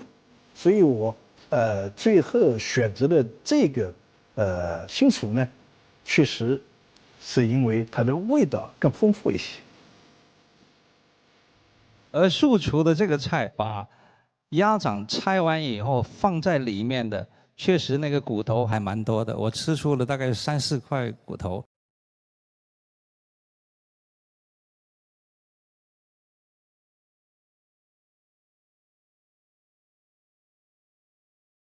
所以这里有点瑕疵。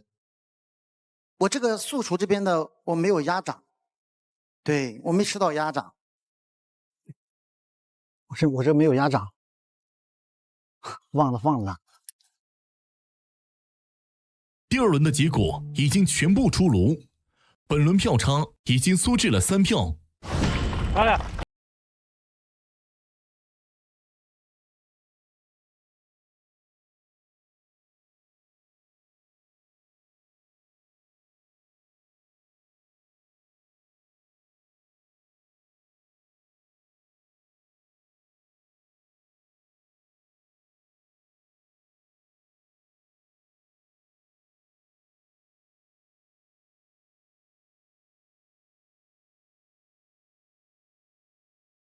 微博进入百厨大战话题页，获取更多精彩内容。棒，辛苦，棒，来，很棒，加油啊！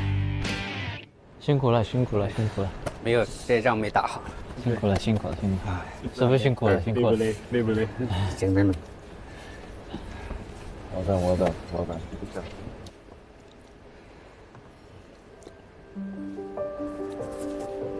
还是准备的不充分。如果我自己给自己打分，可能最多打60分。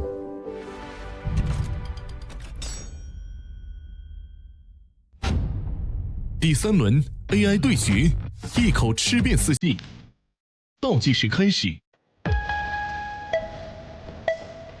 你走这边，我走那边。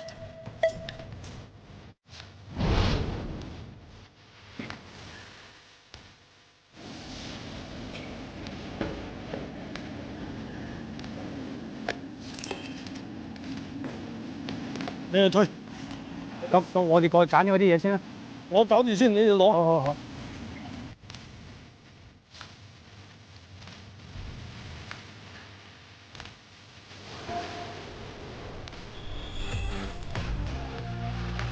第3轮我们是派出了我们的古色古香组合，因为一个做潮汕菜，一个做粤菜，这都对五个有精益研究，所以说我们把最后一轮放到了我们的杀招。我们古色古香组合，他们号称京城最会做鸽子的2个男人，所以手拿把掐，轻轻松松，妥妥的定海神针。看看要拿些啥。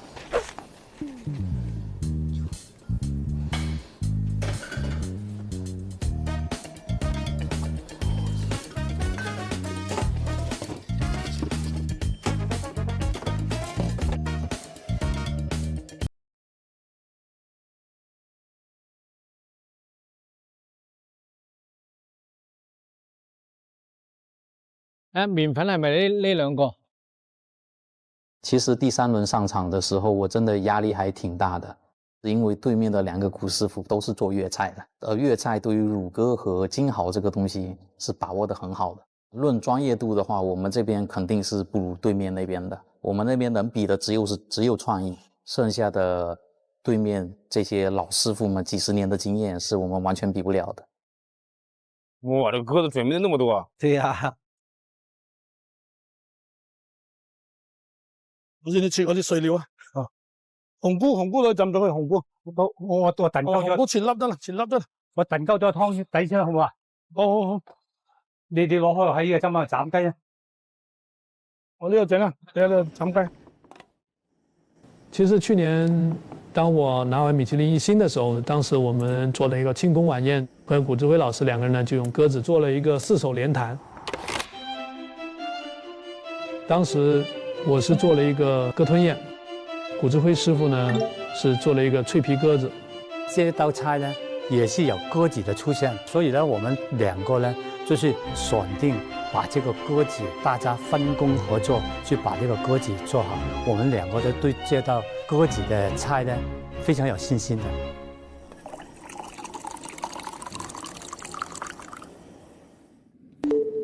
因为我们这次的主题是鸽子嘛。所以除了主菜，我们还做了一个汤。但是这个鸽子汤用什么来调味呢？当时古志辉师傅就提议说，要不要用那个麦穗来炖汤？因为麦穗一加进去，这个口感一下就变得有层次感了。哇，这个青麦，哇，这个在我们老家就是拿火燎一下，稍微还有香味。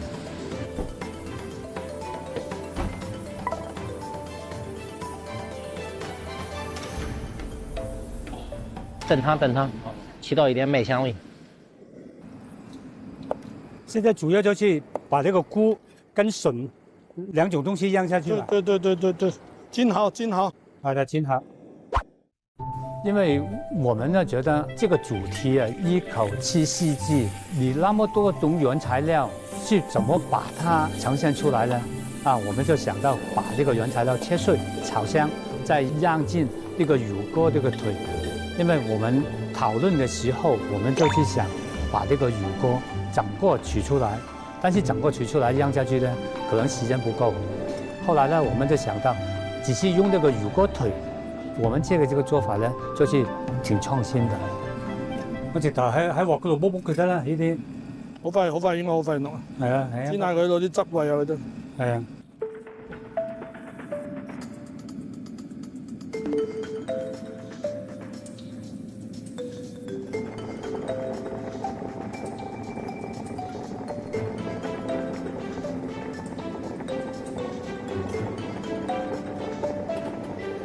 慢慢就唔好爆得噶啦，爆有毛啊，睇下佢喎。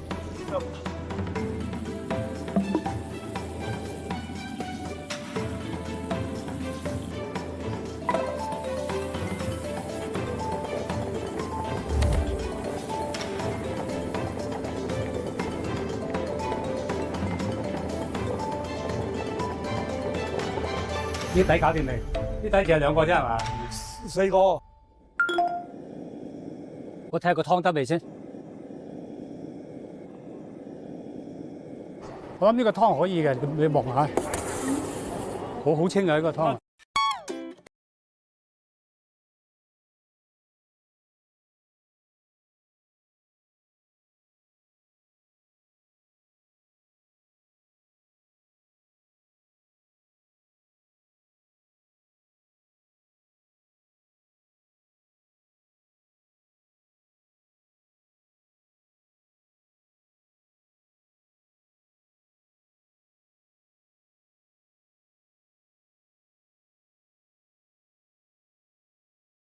大了一个。因为我们的主题是一口吃遍四季嘛，所以我们也准备了4种颜色的食材：绿色的青豆代表春天，红色的辣椒代表夏天，金黄色的姜饼瓜代表秋天，白色的笋则代表冬天。咱们茶汤给大家啊。对。不急不慢，他们那边还挺好，挺稳。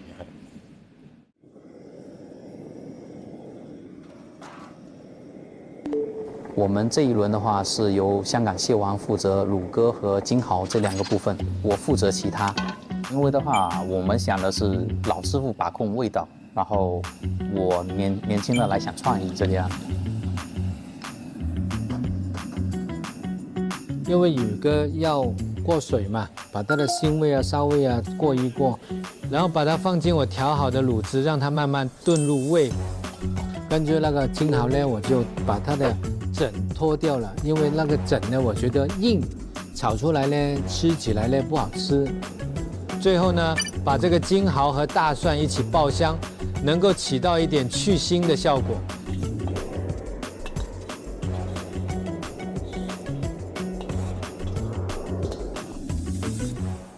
我呢個搞掂啦，跟住要整乜嘢啊？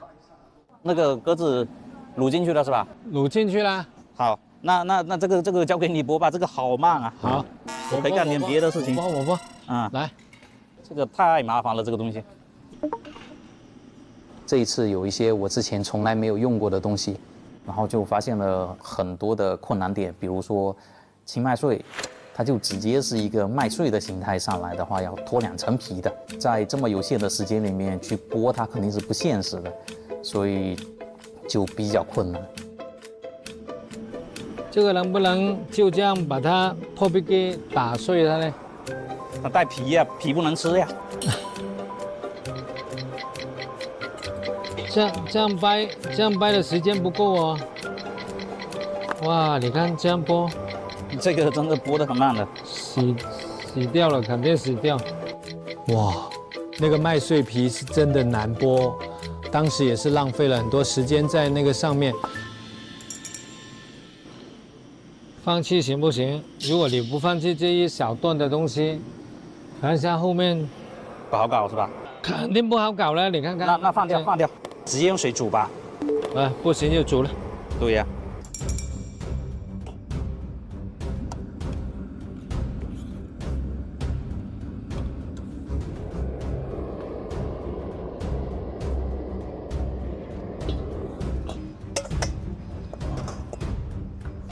我找一点熟的的，哎，这真的容易哦。好锯是吧？对啊，可以。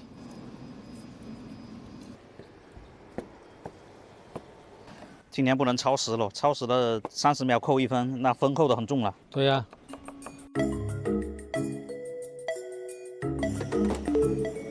这次我想的是用展卷3盒的方式来表达1年4季，所以我们先用乳鸽把它片成薄片，然后再堆起来，像一座山一样。这够不够啊？这样，再薄一点，再薄一点。这个可能太厚了。好。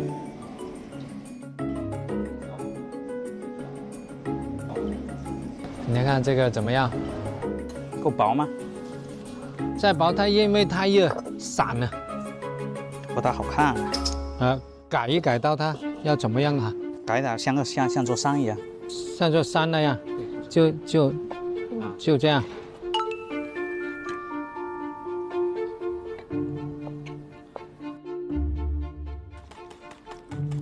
因为我们这一轮想的是在展卷上呈现4个季节，所以我选择用这个薄饼来作为这个画卷的底。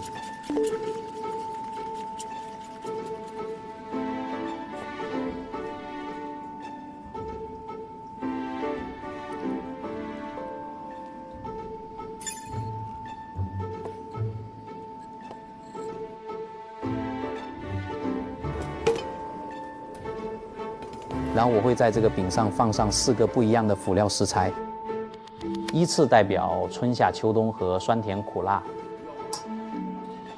咁我依家係點啊？我現在是不是拍那個蠔鬆下去，蓋着那個鵝？你搞一個給我。我蓋住它。好，好。干净一点。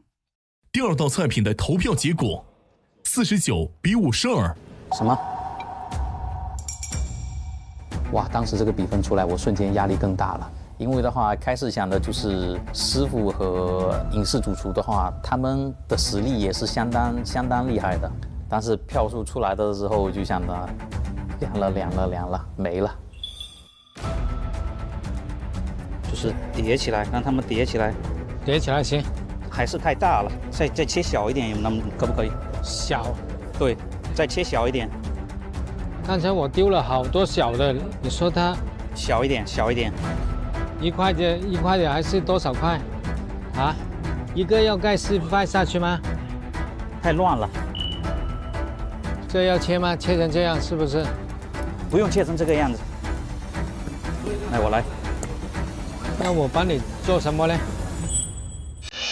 到后面开始出创意了之后，只能说由我来主导，因为我出的是创意。但是的话，他一旦接触到比较不擅长的东西，他可能就比较不能掌控。这个宇哥，你吃它什么热还是不热的？这个要下油吗？这个要不要？怎么个放法？是要切吗？里面有一点点开的，要再煮久一点吗？就他可能也不大明白我想要的想法，包括整个菜的设计，还有一些就是很细节的东西。然后一开始其实我也想都自己做，但是的话，时间还是时间的问题。因为有很多新的东西呢，那个元素呢我不懂，我是做2个菜嘛，他做4个东西呢，要入味啊，又要飞水啊，又要掰啊，又要什么呀，他的压力比我更大，我就那个时候我很希望我自己快一点做好，帮他一下这样。你看，你就像我这个样子，就是重叠叠的，像个山一样，然后咱们春夏秋冬4个东西放在这儿。快点了，没有时间了。对，没有时间了。差唔多啦，古師傅夠差唔多啦，唔好搞咁多嘢喎。冇問題，冇問題。等我哋白少少抹水落去，咁咪冇用到就唔得。我梗係起咗湯先。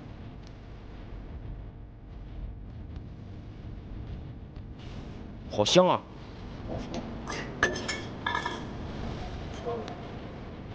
嗰15分鐘㗎，快啲啊，快啲！得。你等下先，你湯分到4冇急。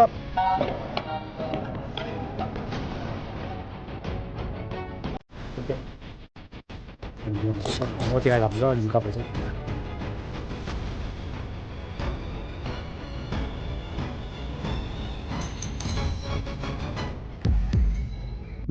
没有时间呢，突然间，那敲钟了吗？等一下，我再最后看一下。他有没有时间了哦？等一下，马上要倒计时了，快点！倒计时，10、9，一点都没有了。8，等一下，7、6，快点！马上！3、2、1。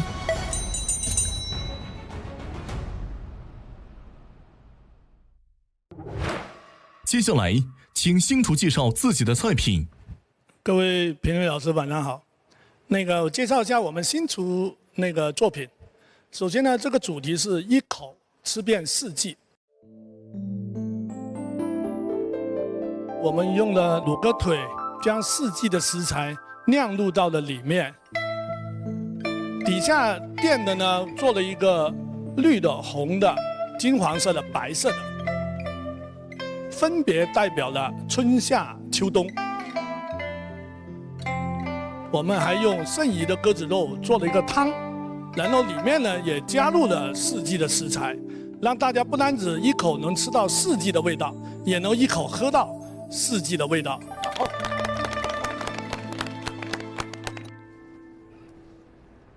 1年4季，口吃进4季，哇！一口吃进之后，它所有的食材在你嘴巴里就是晕开的时候，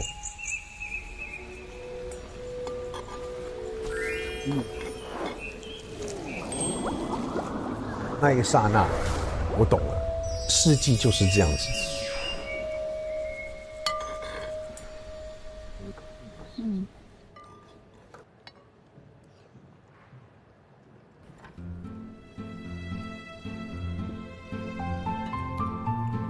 鸽腿就刚好就是一口吃到里面，那些世界的食材呢是不会有打架的，不会有冲突的。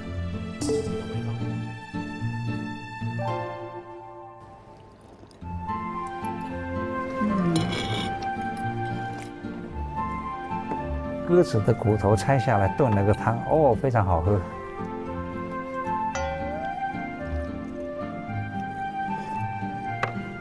这个汤呢做的还是不错的，大麦的香味鲜明的。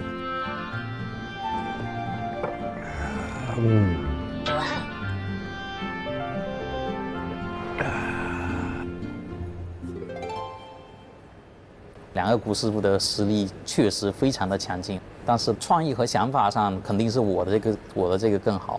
我们素厨这边出的这道菜叫掌卷三合，风味四季。每个小包都是一个味道，分别代表了春夏秋冬和酸甜苦辣。再以乳鸽和炒的金蚝为主体来完美压体，底下再以薄饼作为画卷，就是更展现意境。素厨队的创意很好，四季风光，用一个画卷来表达，哎，这个其实也是找到一个很好的一个点，对吧？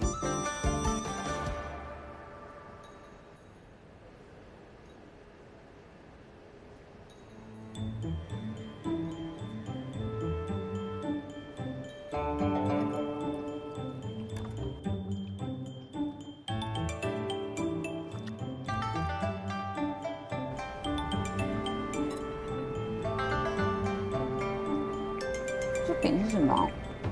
玉米面吗？辣辣的。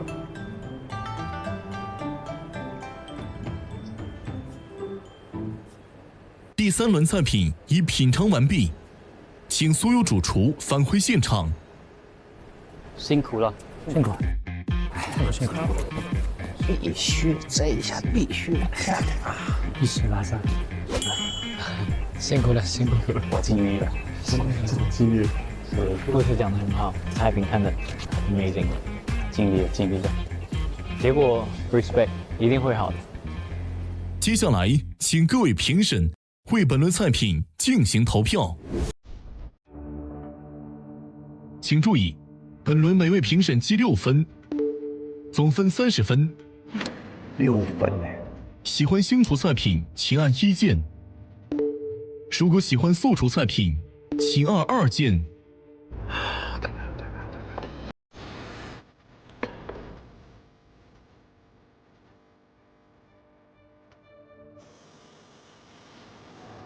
这把我估计我3比2对3比2都导演啊，我估计大概率4比1。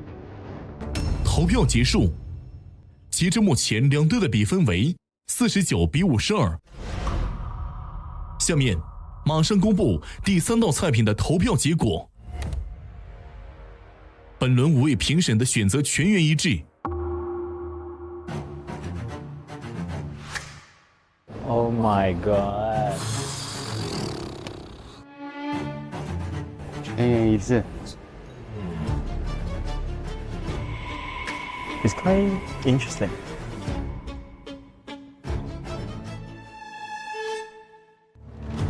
5位评审选择的是。其实我觉得我们这一轮做意境创意都做得挺好的。对，这是真的。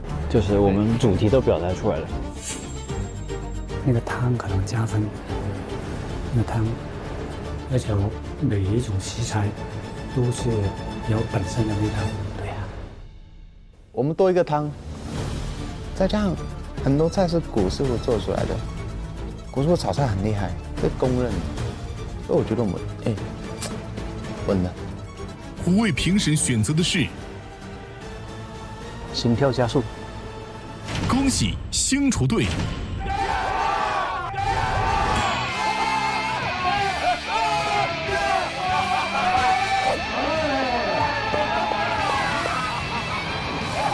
新微博参与时尚榜及大众公会版动态讨论，分享你的观点与创意吧。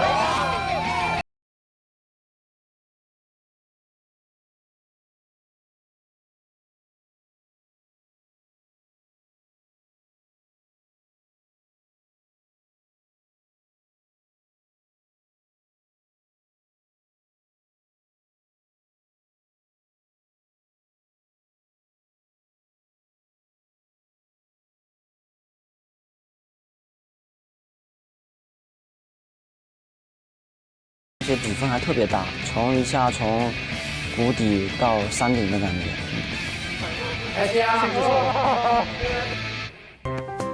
行啊，你们俩晋级了，老师，大喜事啊！来，沾喜气。哎，有喜事就要喝七喜嘛。对，必须的。好。哇，这一口柠檬味气泡太清爽了，真是爽透顶啊！这个喜气气上了啊！下一轮我们继续好好发挥。谢谢周老师，借您吉言，我们一定好好努力，预祝成功。好嘞，谢谢周老师。谢谢周老师。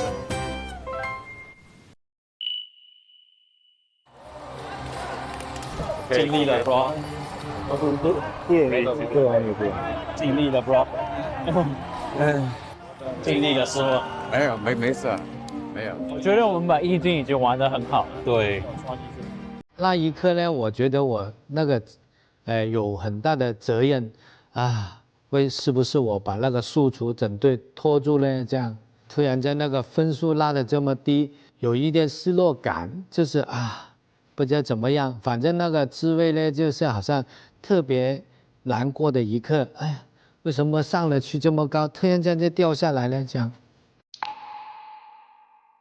我觉得还是比较困难。像对面的2个古师傅，他们其实之前有合作过，实力也摆在那里，就是一个谁来谁死的这个情况。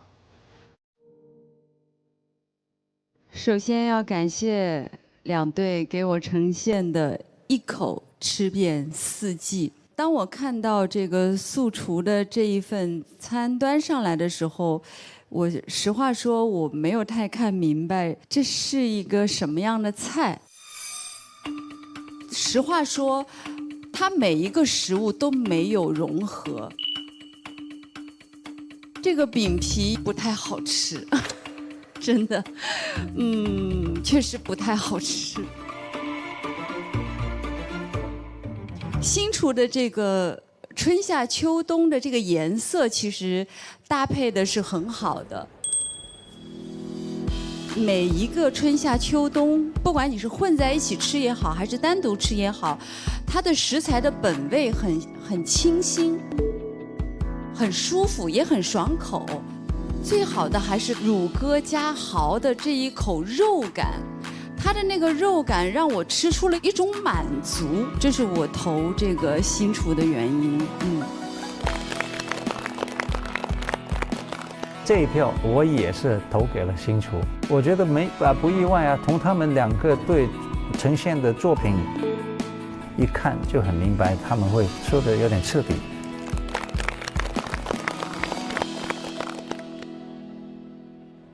The anonymous chef, I guess you were overconfident when you were winning by so much.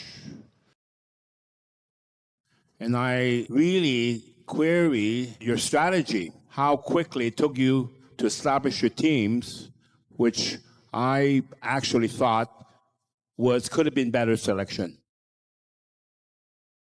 I blamed it on the strategy. I think they put the weakest team at the end. You could tell the dish was so weak. This is my thinking. You know, the first dish decision was easy. Second dish much harder. The third dish, it was a whitewash. So this is life.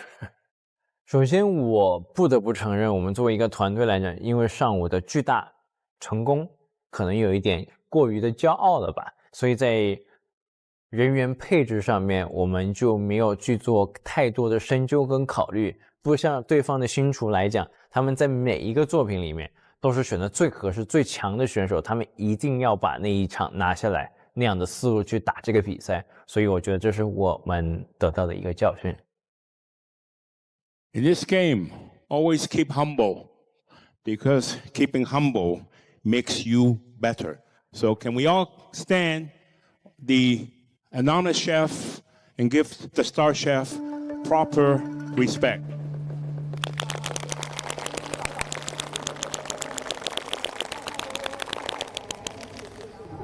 ，AI 实力对决结果，恭喜新厨全员晋级。素厨队全员进入抢位赛。You know, when you lose, it really sucks. I was quite happy that I have another chance to advance to the next round, and I think so far my journey through this show was very dramatic. I was like, again, this is happening again to me. How I need to survive again. 好不容易大家一起并肩作战了一天，积累了这么深厚的感情，然后明天又要变成对手了，觉得既开心又有一点压力。瞬间，所有人的身份是变了，从并肩作战的队友变成了现在要两两相争的对手。在下一秒，我们又不得不为了晋级的名额而厮杀。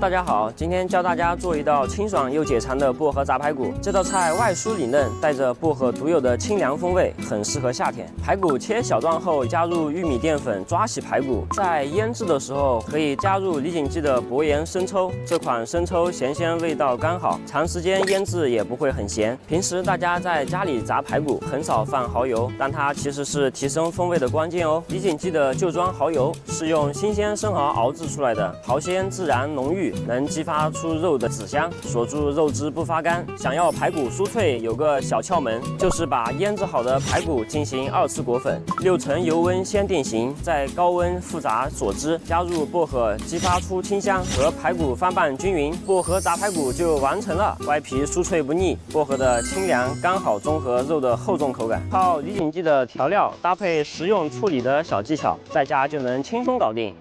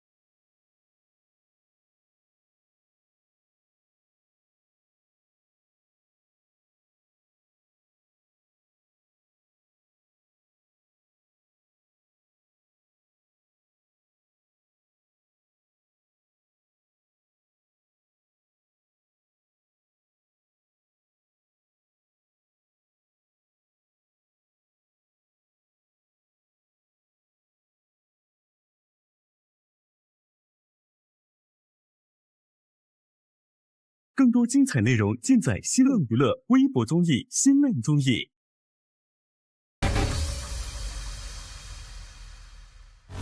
经过团战比拼后，速厨全体落入抢位赛，你们将从队友变成对手。本场比赛主题：命运之轮。